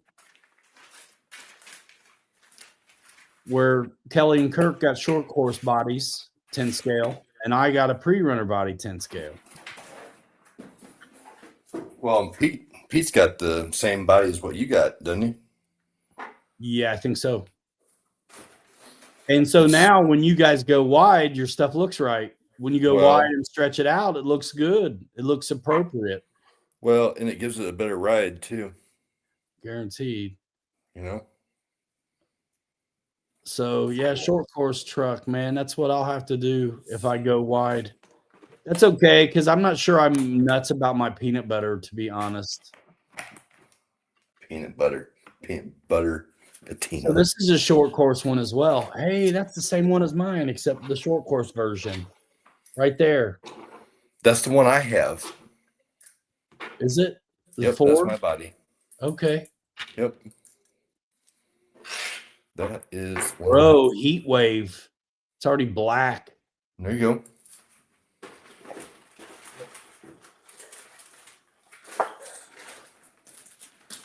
I'm almost done looking at these choices. I want to see your rig. That's cool. I'm just tidying up stuff here. And then these are like ready to run bodies.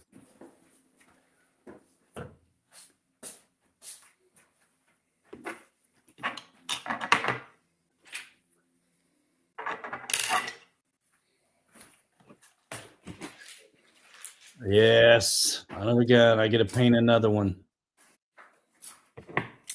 Dang it, dude. So did you have that longer drive shaft middle? No, what I did was now I have two of the same ends of the drive shaft. You know, I have a longer end and a shorter one.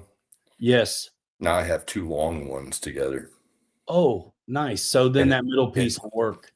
And dude, check this out, bro. It's so perfect. Oh, look at that. Lucas Oil already painted. There you go. I'm almost done looking at these.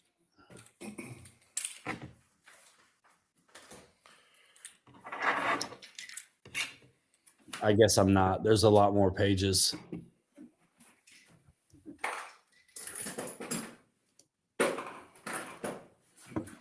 You good? Yeah. Sick. Oh, yeah. See, I used two long ones. And it doesn't compress them too much? No, it's perfect. Because that's where you bottom out anyway. Is that where it stops anyway? Yep. Sweet. So yeah, FMS FJ40 Links. upper links, and then 2 long pieces on the drive shaft. Worst case scenario, if you had to, you could shave down one of those outer telescoping tubes. Good. If it crunched you up too much. But can you see my pinion angle there? Oh, it's good. Yeah. That's good. Can't beat that. Bro. And you guys both have 2300 kV situations, 2800 kV situations, or what? I'm running 2800. I think Kirk's got 23. Yeah, he's got a 2-in-1 Fusion 2-in-1 2300 Pro. Yep.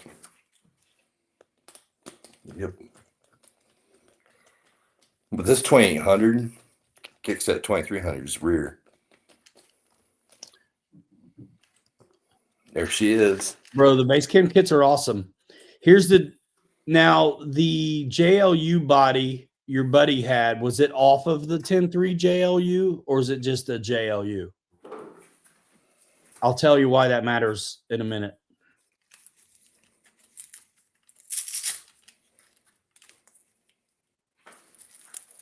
Dude, I want to take this out and run it. Oh, wow. So I see where your body sits.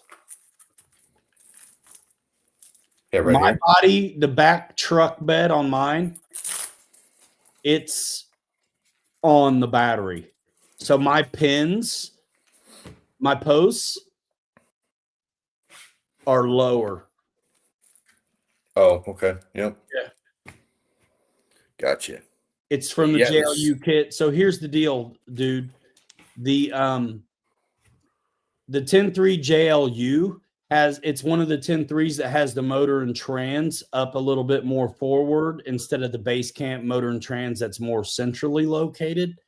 You might have a little interior messing around to do because of that, but that's it.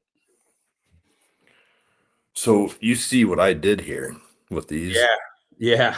So I have the cross center brace right here. Yep. I put this in upside down. The pins, the parts that are typically on the top with the pinhole, went through here, and then I cut these off and bent these, heated them up and bent them so that my body fits on. Look at mine. Dude, this thing's gonna be sick. Mine are just the posts, and they're even with the top of the shock tower. Oh yeah. Yep. That's on the back. Yep. Oh, wow. And my fronts are these. The ones that have that. Yep. As low as I could get them, brother. Yep. That's it. But if I had a bigger body on there, I'd have to do what you did. I'd have to come up. Dude. So I'm going to have to change that too now.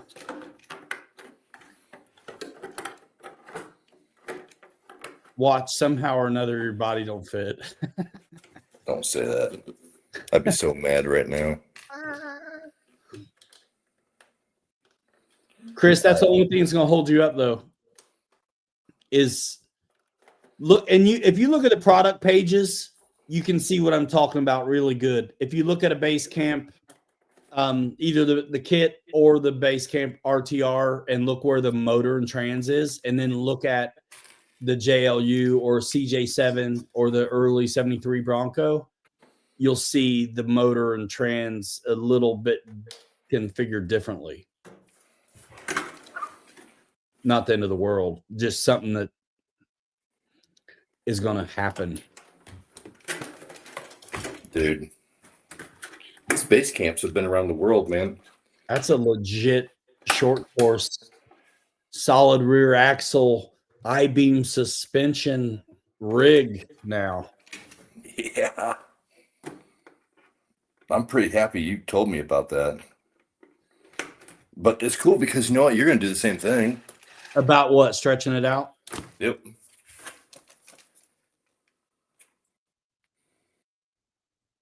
Set it on its wheel so we can see. Bro. Hold on. There it is. Hang on. Let me get this. Wait, there you go. Dude, that looks right now. Good job. Yours is dialed. We'll see. Now, since I extended it, it should drive better. Even better, yeah. But that's the way to go. That is the way to go. Drop it. Bro. That's awesome. You have to, these things, you probably have to do the same thing. Wiggle it back and forth, get the shocks to release. Yeah, yeah. Dude, it's ready to go, man. I can't wait to run this thing now. Dude. Dude, let me, I'm borrowing my parents' car tomorrow for a couple days till my car gets fixed. So let me get that tomorrow, and then maybe we can run out, play a little bit. Yeah, let me know. I'll charge up a couple packs. Because you need to drive this, and I don't want to drive yours. I just want to see how yours reacts. I think it'd be a good video to talk about the differences as well and show what you did right to make that fit. Yep. Because there's going to be a bunch of people in it potentially who have short course bodies already who may be interested in this kit. And it's like, you don't have to buy a pre-runner body, bro. If you want to stretch it out, you can for basically free if you've got parts laying around. Yep, which I did, But those black links, those metal links from the FJ40. Yeah. You don't have to touch them other than just bend the ends that go into the top side of the axle. That's what I did. I bent them a little bit with a pair of pliers so they would fit right. Oh, right, because those are weird links. Because the link ends from axial are turned. Right, and the threads are different, so you can't spin them on. Exactly. So just take and bend them a little bit to get them to fit properly in the center of the axle, and you're good. And the length of them are perfect. I wonder how long. Yeah, and they go right back into the same holes that we originally put them in with the. You have any idea how long they are? No. Because I'm thinking I'm going to the Gladiator right now. Hold on. Because I wouldn't mind being able to use the same already bent rod ends. Yeah, for sure. Let me go to the exploded. Yep. They may not have. But I looked in my box here of all my rod ends. I probably had some somewhere else in another bag downstairs, but I wasn't going to keep hunting for it being not that size, that weird FMS size with the bend on them, probably. Yeah, no, I'm talking about the axials. I got another bag of them downstairs somewhere with the bend on there. That probably would have worked. You think they were longer? Yeah. You've never had a Gladiator. Are the front links longer? Hold on, man. I can look at. No, the back links are long ones already. So I can't imagine, unless you had a Gladiator, you'd have had any longer ones. Maybe they're not. Maybe they're not axial. Maybe they're some other brand that I bought on Amazon or something. But I have a bunch of axle or a bunch of control arms. So 154. Dude, this thing should go perfect now.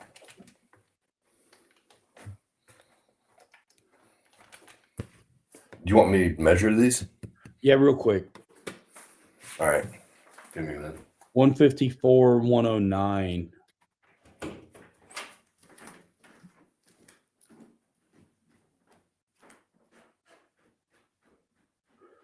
$117.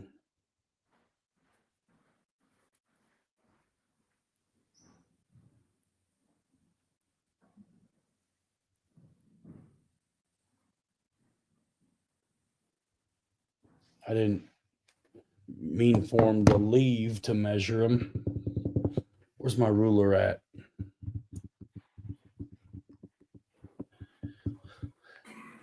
Yeah, Chris. Good luck finding one of those kits though now, right? The 10-3, any of the old 10-3 kits will be what you want.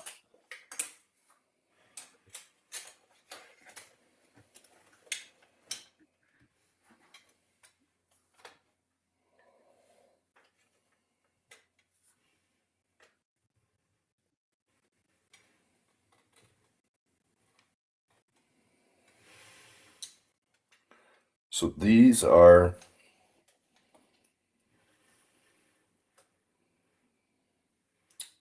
about 5 and You got millimeters? I'll convert. I don't have a millimeter scale. Bollocks. But it's okay. We're not in Canada.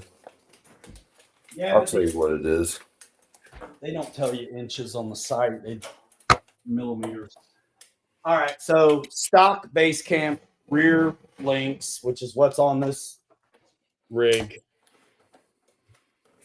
I've got mine spun out a bunch. You need to 140. be. Okay, so the 154 is probably the longer Gladiator links, which makes sense. Hang on. So an extra 15 millimeters. That's So okay. That's right. That would be right. So the Gladiator long links, bro. And I can keep my rod ends. Hey, bro, these are 5.5 inches long, so 139.7. So 140 millimeters. They're 140. Yep. Is that the link or the eye to eye? Eye to eye. Eye to eye 140. Yep. Okay. Let me look at these. And I don't have any room to go any tighter on these. So you want something maybe a hair smaller than that. You know what I'm saying? 140 eye to eye. So like 138, 139. So you got room to move out. And the thing about these links on the site, I don't know if they're giving you the measurement for just the link or what's gonna be eye to eye. But 154 must be those long rear links on the Gladiator.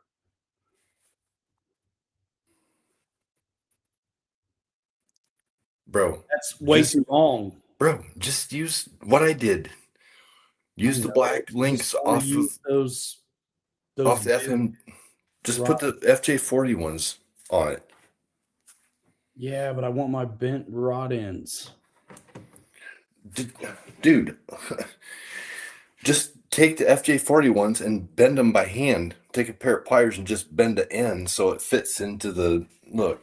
Bend the eye? You can't see it. Hang on. Hold on. Let me try something different here.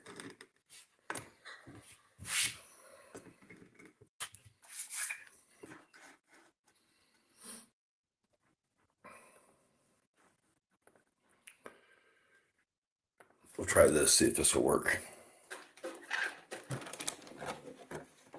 You probably can't see it. Oops. Okay, so I took and bent those. Oh, the pivot balls? The whole rod, the pivot ball was screwed on to the end, and I took and bent the threaded end with the ball on it, the whole rod bent. I bent the whole thing so it would accept the angle into the top side of that axle. See what I'm talking about? Yeah. That's all I did. Oh, you bent them at the back. Yeah, to go over onto the top of the axle. Because the kit has them See, bent at see what I'm the saying? Can you yeah. see that? The kit has them bent at the skid. Yeah, no, they were bent at both ends. Were they? Are they? Yeah, yeah, the original ones were. So I didn't bend. I didn't bend both Right. sides. That's right. They are bent on both. I didn't bend the. All I did was bend the ends that go on up there on top of the axle.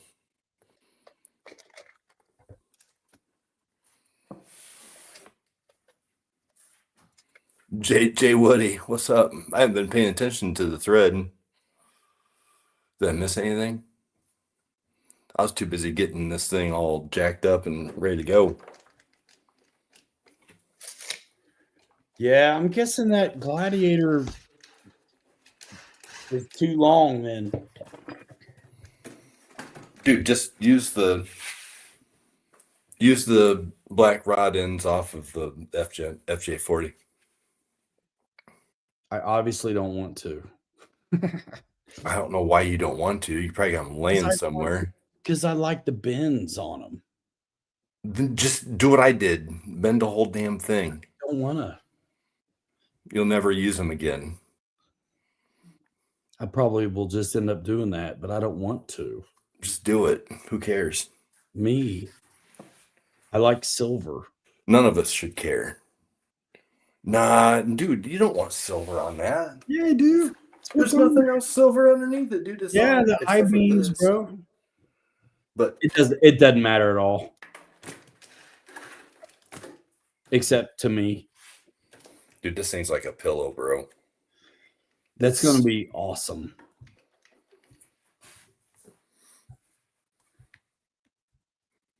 They're 140, dude. Chris said it. 8057. Let's look at them. I wonder what the thread is. See, you could grab the FMS ones right now and bend them and put them on yours and be done.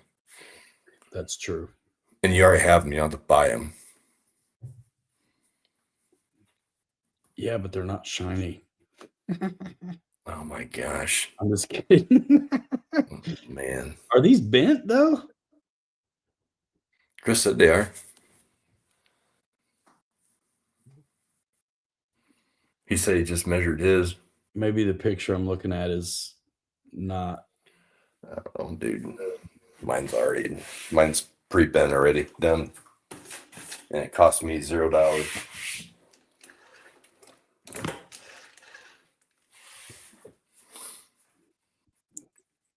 So yeah, so rather than buying like a Mojave or some other short course, a Baja Ray, let's just put $700 into a crawler. You know what I'm saying? That with the lock diff. Yeah, and I don't even have lights for $700. We're crazy. We are. That's why we're, yeah, crazy. That's it. That's nuts. That's it.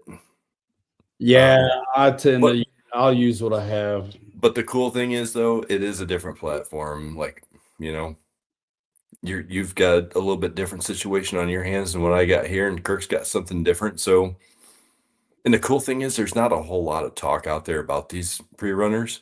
I don't see a whole lot. So let's blast it. They're fun. And if you got an existing 10.3, bro, I think so. And I can't wait to get the footage I really want to get. So 3 of us running. I'm gonna have to run camera a little bit and not drive to get what I want, but that's okay. Because I want to. For me, it's the suspension. dude, this thing floats like it's crazy how well this thing floats.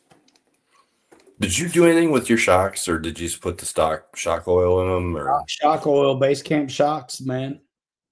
Gotcha. Yeah. And these are super soft springs on these. These are not. This is not stock shocks. Okay. Holy smokes. How tough is actually You like that opening shot where I jump right into the camera? On what? Your video from today? Yeah. I didn't. I glanced at it earlier, but I haven't watched it all. Bastard. It's good. Chris, I've got a follow drone. I've got a DJI Mavic Pro that'll follow. The problem is where we run these at. You don't want your Pro flying in around the trees and everything else. Doesn't it have obstacle avoidance? Yeah, it does. There you go. Yeah. Yeah, pre-runner Baja Racer is very much like trophy truck, kind of desert racer. I think aren't most of them four-wheel drive though? Like these may be a throwback to old school. I don't know where this twin I-beam thing comes from, but ever since the 10.2 kits were out, I've been intrigued by that geometry and the looks of it falling in and out, like dropping in and out. Yeah, you've been talking about this for a while. On jumps. Yeah. Dude, I was so glad when the 10.3 kit came out because I didn't have a 10.2. Right. That 10.2 kit I had sitting here for probably about a year. And then we got these and I gave that kit to Kirk, bro. So now we're all in the game. Yep. Stick. Bro, yeah, you should have been there today. You got to see that video, bro, because I called your ass out. I screenshotted your text message, bro. You haven't seen it yet. I called you out. I know what I said, and I'm ready, man. Let's go. Bro, screenshots. I got receipts of text messages. That's the name of our game, man. It's competitive. Let's go. Dude, I even have it in one of those text messages is in the thumbnail, the one I sent to you. Nice. And then your response and what I sent you it's all there, dude. Hey man. For being a piece of garbage video with just hat cam and all those kids on bikes, I smashed that into I think it's an okay video, and it's too bad you weren't there because him and I were talking about tires and shocks and some of the things. We'll be able to get more into it when we're all out there. I think it's gonna be great. Trade rigs, and I'll call you out for not doing a flap to elevator mix, and that's fine. I don't read manuals. You're dialed now, bro. That 3 positions on the swing arms. Hello. Oh, dude, I didn't even know that they even were there, or I'd forgotten. Dude, this thing's, dude, wait till you drive this, bro. You're gonna be like, I want you to fix mine. And you were putting stiffer oil in it? You did stiffer oil and softer springs. What'd you end up doing? I got softer springs, longer shocks. And used, I think I did 50 weight shock oil in the front and 25 or 30 in the back. That's crazy. Because I wanted my front to be a little bit more firmer than my back. And this back, dude, this thing just floats, bro. It does exactly what the real ones do. See, I got my front end looser, I feel like. No preload, and then a little bit of preload on the back. But most of that was for ride height, leveling. Yeah. Yep. But dude, honestly, mine did good with reverse gyro, dude. I can't wait to run it without reverse gyro. It'll be an experience for you. Ready, set, film. What up? Legacy Bushmaster. I don't really have an opinion, but Bushmasters are generally pretty good shapes of aircraft. No sway bars. Nope. I just bought a set of sway bars for this. If I decide to put them on, You gonna put them on? I don't know. I don't want to mess with it too much because it actually drives so good the way it is. It's a solid rear axle already. Yeah, I mean the real ones have sway bars, right? So to try and gain as much scale on these as possible. I know on our off-road But- like buggies and short course rigs, like the guys on carpet would run sway bars, but most of us in dirt wouldn't. But you can. It's like anything else. You can if you want. Right. Yep. Ready, Set, Film asked me if I still have my critical mass, bro. That thing, that's an old video from me. That's long gone. Nope, it's gone. I've had so many planes over the years, I could not even begin to keep them all. Critical mass, long gone. What was the critical mass? Sea Fury. The Sea Fury Reno racer. Gotcha.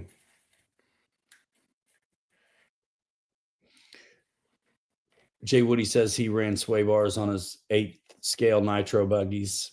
Yeah, easily could have. Yeah, I could see where a sway bars would come in handy on the bigger stuff. And the sway bars you need for the solid rear axle are more like the sway bars on a monster truck than the sway bars on like independent suspension basher. Yeah, yeah. So yours is called what? Peanut butter parfait? Peanut butter parfait? Peanut butter patina. Peanut butter patina. Yeah. Or should I call it dirt camo? Well, if I put sway bars on this, it'll be called Consuela. sway bars. Consuela. I don't know if there's parts in for that. What, the Airbus? I don't know. The site tells you if you go to the plane and then hit parts and then click on the part you want, it'll say it. If it's in stock or there's an ETA, basically. It's like I work there or something. Weird. Yeah, bro. I'm telling you, we need to get some dedicated like desert rigs that are a little faster also. But just like we do with the scaly crawlers where we're like make them better. Like the Super Baja Ray or something equivalent to that. They're built for it. Dude, and all the lights that are on those that come out of the box, they're set up. They're awesome. But I like the two-wheel drive though. It's fun. Well, that's what I mean. Like I think if this proves anything, it proves that fast is great, but it's not the answer. Mm-mm. You can have fun with anything if you know what to expect from it. Right. And are willing to dial it in. Mine's by the book. You're stretched out on steroids, wide and long, and it's gonna reflect in the performance. Yeah, for sure. It's awesome.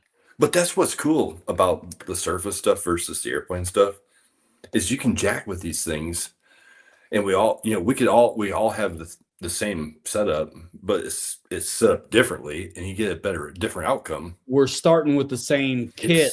It's crazy.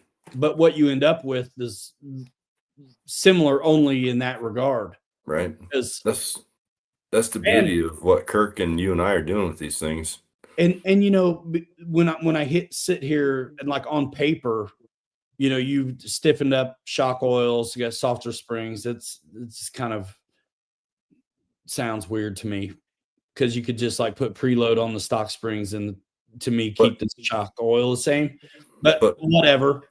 But you've got a longer leverage. If you're on extensions, axle extensions, you changed already the leverage quotient. of the whole situation. Yep. And now you're longer too. You've added to your benefit. But you know, the preload is one thing, but changing shock oil and putting different springs on, I mean, that all comes into effect with, you know, how the rebound is and what the, Sure. you know, how you want your shock to come back out, how you want your shock to go in, you know, I get dialed in on stuff like this and then I start going. But it's how you learn, you know. I enjoy it. There's two things going on there. You've got the viscosity of the oils, you've got the length of the stroke, how big is the shock, and then your preload stuff, which boils down to if there's a droop or not. And Right. so any one of those things can be changed to try to generate an effect difference. They are different, but also somewhat coming out in the same wash, so to speak. Bro, I have never done anything to my shocks other than mess with preload. Well, you need to. Ever. Guys, chime in on this one. Let's see. I am not a heli guy. What's the best Horizon helicopter that's beginner but has room to grow? I just got the Blade MCX, but it feels like a toy. Yes, it's gonna feel like a toy. Just right off the top of my head, I would say any of the helicopters that offer it as a bind and fly as well as an RTF is one good indicator of somewhat the quality and programmability of it. If it's only offered ready to fly, then there's not much you're going to do with it. That is what it is. But if you've got a heli that's offered ready to fly and also offered bind and fly, it's going to be a little bit more quality to it. Anything over that one you mentioned is going to be better. Blade 120S. There's a bunch of them, even small ones that are going to feel like there's a lot more to it than the one you got is a throwback to one they had years ago. That was one of the first like micro helis. And so it is going to feel like a toy at that price point compared to any of the other ones. But I really am not much on helis. I think I'd look at that 235 though. I'd like to get one just so I know how to do it. I've done some programming of them helping somebody, but that was just me reading the manual, really, and setting it up. Yeah, Turtle, reverse gyro. And I still worked it out today. Son of a gun, bro. I want to run it again so bad just because of that. Let's go right now, bro. Sometimes I'm a little bit low key about work here. I'm glad to help, but I'm not trying to be a rep, if that makes sense. I've said more tonight about it than I ever have. Hey, not to interrupt, but you guys just already know. Antmo, what shocks you run? I don't know if you're asking me about shocks on this pre-runner or whatever, but we'll both tell you. But I can tell you that's what I got. They're Enjoras. Kirk's got a set of them on his. They do not leak. I have zero complaints about these. Was your dad mad when you told him?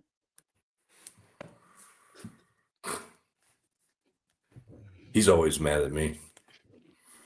The cool thing is with these shocks is you get the soft springs, the hard springs, you get extra parts. So I again have zero complaints with these. Don't sleep on Enjora, y'all. Don't sleep on Enjora. Some of the nicest beadlocks I got were from them. I was so surprised. Dude, their tires aren't bad. Most of the beadlocks I have are Enjoras. I'm running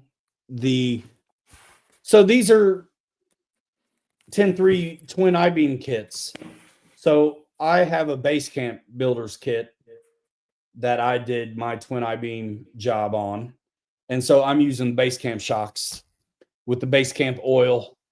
But I tried and ran, when I first built it, Traxxas slash shocks with desert lizards on the rear. I was doubled up with the shocks on the rear. I've driven this on a handful of different shocks. Yeah, Amazon link, Pilot Ryan style in the description box for Kelly's and Jorah stuff. But so I ran slash shocks with desert lizards on the back. Then I ran base camp shocks with desert lizards on the back. I also ran base camp shocks by themselves. So every time I was doubled up on shocks in the rear, it was too stiff. When I ran base camp shocks by themselves in one position, I didn't like them. It was too soft. And so I tried base camp again with the desert lizards. It was too stiff.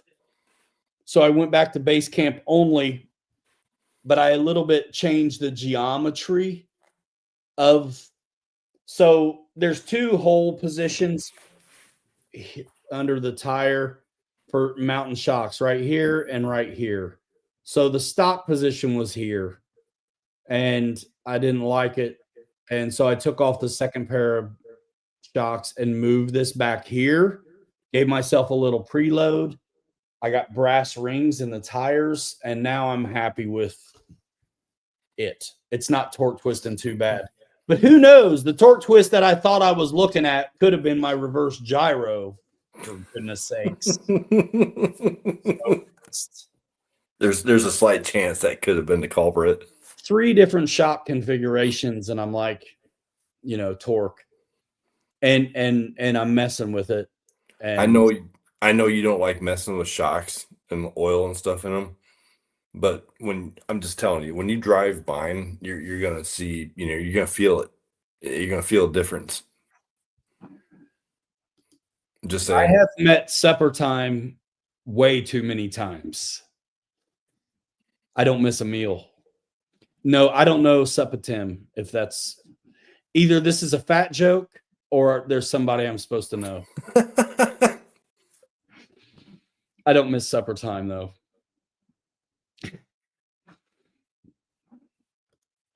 Good times. Yeah, fun projects. I filmed there's a flight on my channel of a humongous Bushmaster, and he's flying it from Alabama. I filmed it a couple years ago. It's awesome. They had just come out with a huge Bushmaster from whoever that is. What's that company? I know what you're talking about. It's slipping the tongue at the moment. Extreme Flight. Yep. Yeah. That was like production sample, and I got video of it, and he ripped it. Yeah. Super Tim. Yeah, Super Tim. Yeah, I've seen videos of him like hovering in warehouses and all kinds of stuff. But yeah, I got to film that dude at that show. Sweet. Yeah, so I've met him, but barely, you know what I mean? Yes, I'm digging scale stuff for sure. Couldn't agree more, Fred. I love do it. too.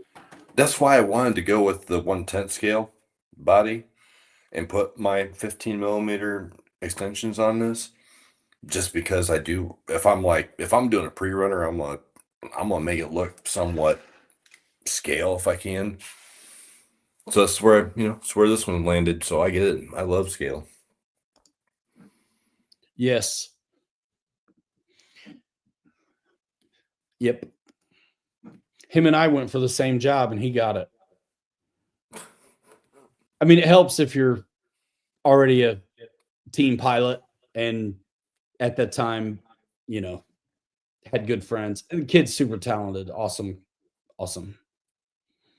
Awesome. I'm at this, in a weird way. It was actually the other day. I'm like, I'm okay. I didn't get that gig, I guess.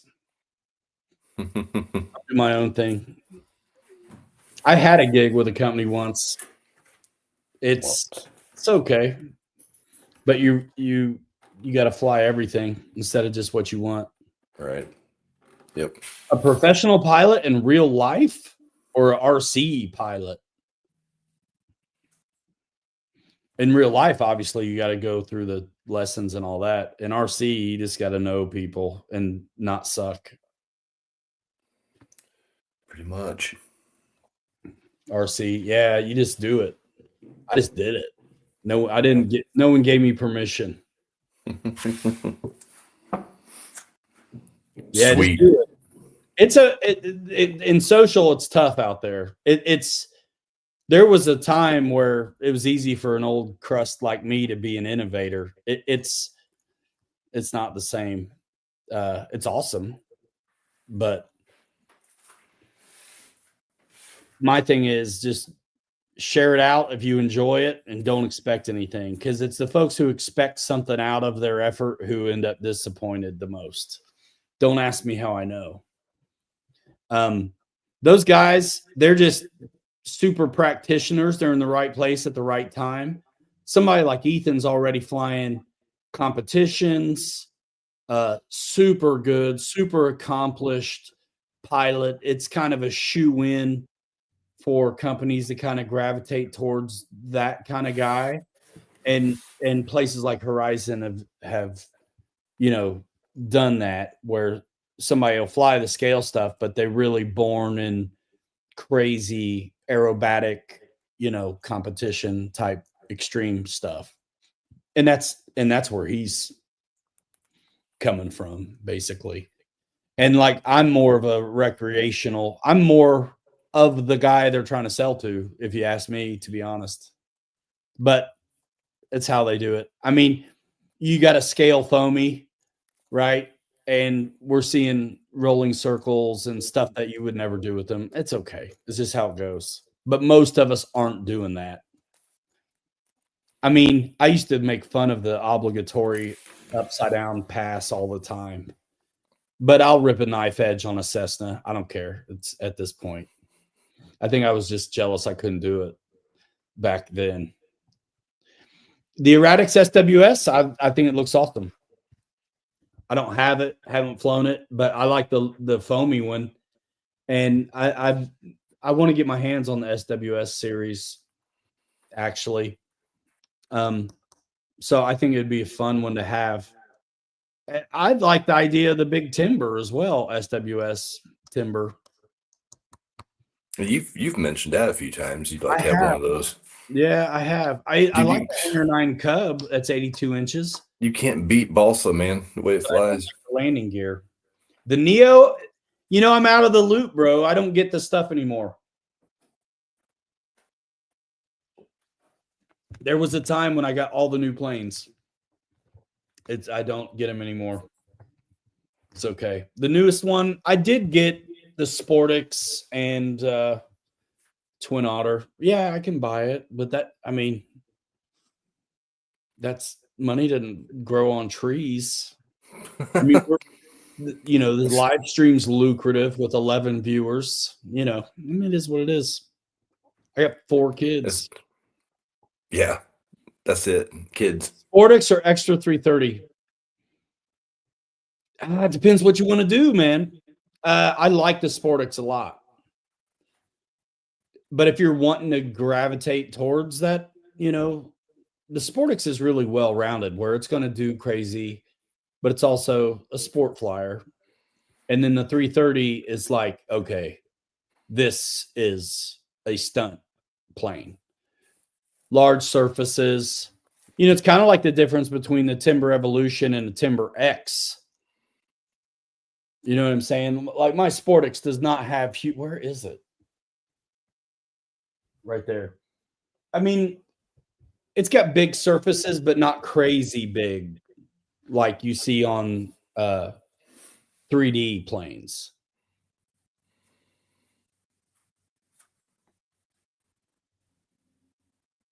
Fred says he's out as a pro. Is Oh, it worth drilling out? is it worth drilling out the hole on the elevator to get more throw? So, because of where I came from, which was just doing product reviews for so long, the last thing I was going to do was really modify anything out of the box. It's somewhat a slap on the face to the manufacturer, and I never wanted to do that. So it's preference. I really do think these things are pretty good out of the box, but keeping in mind who they're making them for is the masses. So if you're somebody who wants more out of it than is coming out, then those little mods are something you can do. There's some people that jack up the radio and do completely different things, split out the ailerons and do this or that. That's fine, but out of the box, it's fine too. And if you don't get what you want out of the box, there's ways to make it happen. Can't get it to hover. Which one? The 330?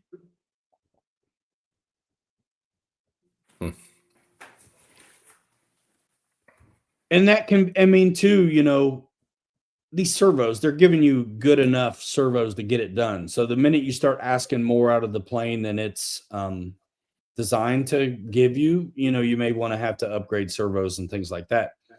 I think with hovering, that's just a hard thing to do anyway. Rudders, to me, is more the problem than the elevator usually when it comes to some of that, right? And to help that, I've always seen guys, you know, go FCG. Exactly. That was what I was going to say next. It was too heavy a battery. It's always going to be tough.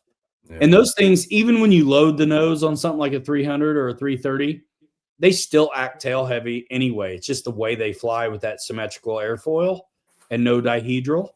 It's just how they fly.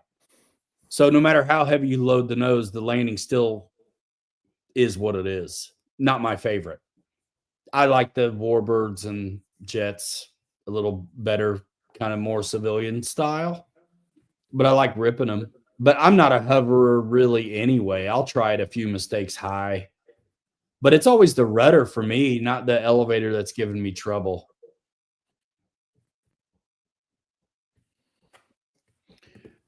Yeah,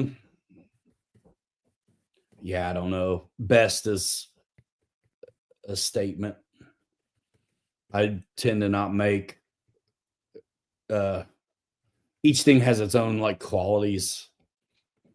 I use Spectrum batteries, but a lot of people use what you mentioned there as well. Jinsei's, you know, whatever. Do you really see it big of a difference in batteries of, you know, manufacturer? Because a lot of these batteries come from the same place. There's like only a handful of places that make them. Right. It seems. Yep. I mean, context matters. If I was for years, the irony is I quit getting planes once I got a hobby shop. And it's because I was busy running the business and didn't have a cameraman anymore. So because of that, that's the context. If they're feeding me product to make marketing, you know, influencer videos, they don't want me using HRB, bro. They don't want me using SMC. And they're sending the batteries they recommend with the stuff. So yeah, I got Spectrum batteries. When I was at Motion, guess what batteries I had? Admirals, yeah. And they were fine. So yeah, batteries are expensive. Least favorite thing to buy. What would you rather open at Christmas? A box of batteries or a new kit? You know, and it's like for me, you know, personally, I tried a couple of the smart batteries, and one of them actually I had it completely go flat dead to the point that I couldn't wake it back up. And so I've always had good success with the Z packs off of Amazon. I run them in the cars, the planes, and everything. I keep my batteries separate. I run my Surface on Surface side and have other batteries just for planes. But I've never had any issues with these Z packs. And for the price, you know, I'm old school. I fly my airplanes without gyros. I don't want the AS3X. But the one thing about it is with the smart technology, I don't have anything that I can utilize it in anyways. So I just buy the Z packs and I'm comfortable with that. Yeah, and if I were at my own devices, who knows, I probably would too. But Yeah, for that's sure. what context matters. I've been able to fly their stuff, man. And Yep. I really only kill batteries on surface stuff. I haven't really killed too many airplane batteries. It's happened, but it's happened with all of them, no matter who made them. But for the most part, mine hold up. Yeah. Yep. Yeah, I got some old Admiral packs that are puffed pretty good. I got them still, and they're in a metal ammo can, but Yeah. they're Any of the ones that I've puffed, I puffed it. You know what I'm saying? yeah, Like, I'm not mad at the battery.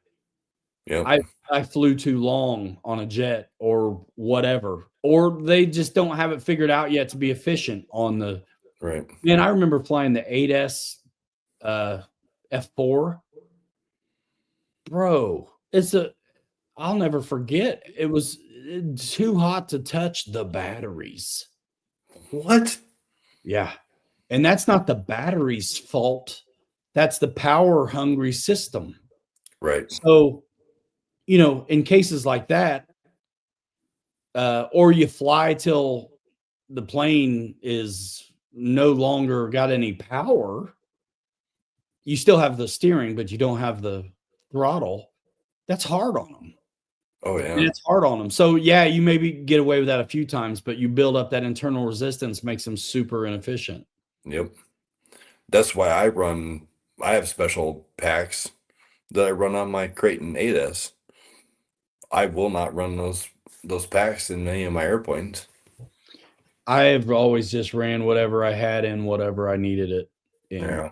I hated doing it, but it's like I keep it separated, but I didn't have when I'm going from airplane guy in a Surface and I got a 6S rig, I didn't have 2 3S 5000s for any reason laying around. So right. I'm throwing a 6S 5000 or whatever in there. And I would send them. Dude, some of my batteries, the Spectrum batteries have those plates in between the cells. And dude, I've bananaed batteries. And as long as the cells are balanced and read okay, I would fly that son of a bitch in a plane too. I didn't give a damn. Yep. Yeah, you're right. I've done a couple boats. Fred's right for sure. Those old blue E-Flight packs, The dude. Those blue and things the were green Park Zone ones, they were puffed when you got them. yeah. Yep. Those joints were puffed when you got them. Yep. Yep. Dude, I'm about ready to blast. Oh my gosh. Yeah. How's it been this long? Well, we've been having fun, man. But I need to go take a nap, brother. Yeah, I'll let you go. I did not know it had been that long.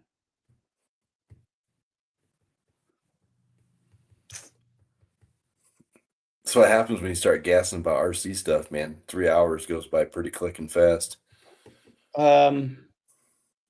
Yeah, and then our plane buddy came in here, got me going on all that. What do I like more, cars or planes?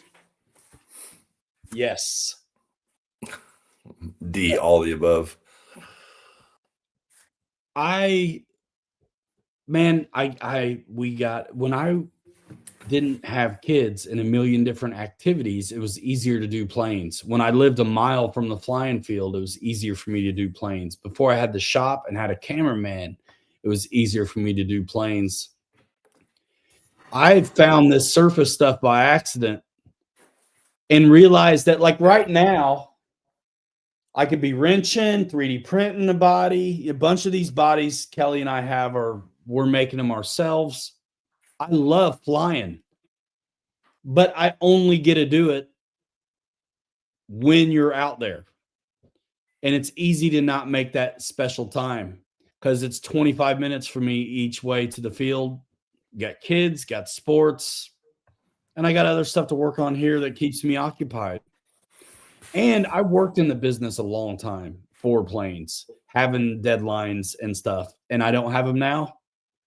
So it's the first time in a while that I haven't had the pressure of getting a project done in time for the release. And that was a fun buzz of a ride to do the new release game. But man, not anymore. So yeah, I still love planes are my first love. But man, Same. I've been having a ball wrenching, and if you told me a few years ago that I'd be doing rock crawlers, I'd have told you to get bent and you're crazy, but I'm right there with you. I dig it. I've kind of fell in love a little bit with full scale off-road vehicles and stuff and restorations, and so it's cool. I mean, I've been through it with planes. They'll never not be my favorite, but I don't do them very often because whenever I did do them, it was always for work and I had a cameraman, and now I can't hardly stand the thought of going to the trouble of going out there and flying and not having a video to bring home. Right. So I just don't, but I'm going to go fly that Twin Otter, dude. I'm going to do it. I hate to, but I'm going to hack cam it. I hate to. That airliner you saw, go ahead, Kelly. No, I was just going to comment on that. That's a free wing AL37. It's got a custom little paint job on it, but yeah. Other than that, the big T28 was the Gen 1, the OG, and I painted it yellow, and then the E-Flight turned around and copied me and decided to make Gen 2 yellow. So copied you. So yeah, so they didn't already have a 1.1 one, did they? Yet? No. Nope. So yeah, so when I painted up the F4 that was in the Southeast Asia camo, and I painted it navy, then they came out with a navy one. Sure, absolutely. But did they copy me? No, because it's Southeast Asia or it's navy, man. I didn't invent that shit. It's like I remember there was a 70 millimeter Yak 130, and then FMS had a 70 millimeter Yak 130, and everybody was so mad that you'd have the same, I'm sure size Yak 130, and it's apparently a copy. Yeah. Okay. Yeah, it's a copy because it's a Yak 130, and it's the same size EDF. That's it. Yeah. Okay. Maybe not the greatest decision to make, to have a market where there's two things, both people suffered probably. But yep. Is it a copy? No. This is the Twin Otter I'm talking about, the 1.4. Yeah, that'll be a fun little toy to play with. It's going to be awesome because I had a good time with the blue and white one and the UMX one. But dude, that big airliner, I filmed Bobby flying that back in the day when it was new. And it's a pretty good video, probably. Surprisingly enough, it flies actually pretty good, but I'm probably done with this one. I'm going to pull the electronics out of it and the motors. And at some point, one of the things that Ryan and I talked about several months ago now was our plan for something to do over the winter and we talked about 3D printing some airplanes. So Yeah. that's, I think I'm still planning on doing the Learjet, and that's where this gear and power system's going, isn't it? That'll be cool. That'll be cool. I think if I do it, it's going to be a Warbird. Yeah, the Otter, it won't be a 3D plane for sure. It'll be aerobatic, but it's definitely not a 3D plane. Anything's 3D as long as you put enough power on Yeah. it. Yeah, man. Yeah, so I'm about ready to bust out of here. I was up at 5:30 this morning and had a cold boat ride to the ramp to get my boat out. It was 29 degrees for a 4.5 mile boating, venture. So Wow. Yep. Yeah, guys, if you haven't seen it yet, go watch the pre-runner video from today with me and Kirk. Get ready for the Smack Talk Smackdown coming up soon on pre-runners. I'm going to leave myself a window of opportunity to have an excuse for getting beat by running mine stock configuration, stock width, stock length. Hopefully I can still beat them. But if not, that's going to be my excuse. And I'll go for a wide max version next. Wide max stretch pre-runner. Let's go. Guys, appreciate you. Seriously, though, go watch the pre-runner video. I understand why you wouldn't want to watch a dig unit install video. But the pre-runner video is like 8 minutes. Watch it to the end. Say hello. Don't be a turkey. Come on. You're here every Saturday night. Watch the videos. And click the links in the description. Thanks. Links to Horizon, FMS, Amazon, brother. Let's go. Let me look at this text and then I'll let everybody go. Oh, it might have been what I sent across. Francis, have a great weekend too. You guys all have a great weekend, and what's left of it? What?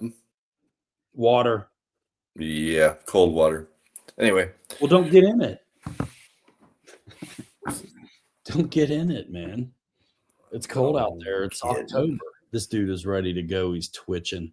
Dude, all right, guys. We'll see you in the next one. We're out of here in 5. Hanger Rats forever. We'll 3 you later. You're too good to be forgotten. We'll see you next time. Bye now. See ya. Boom.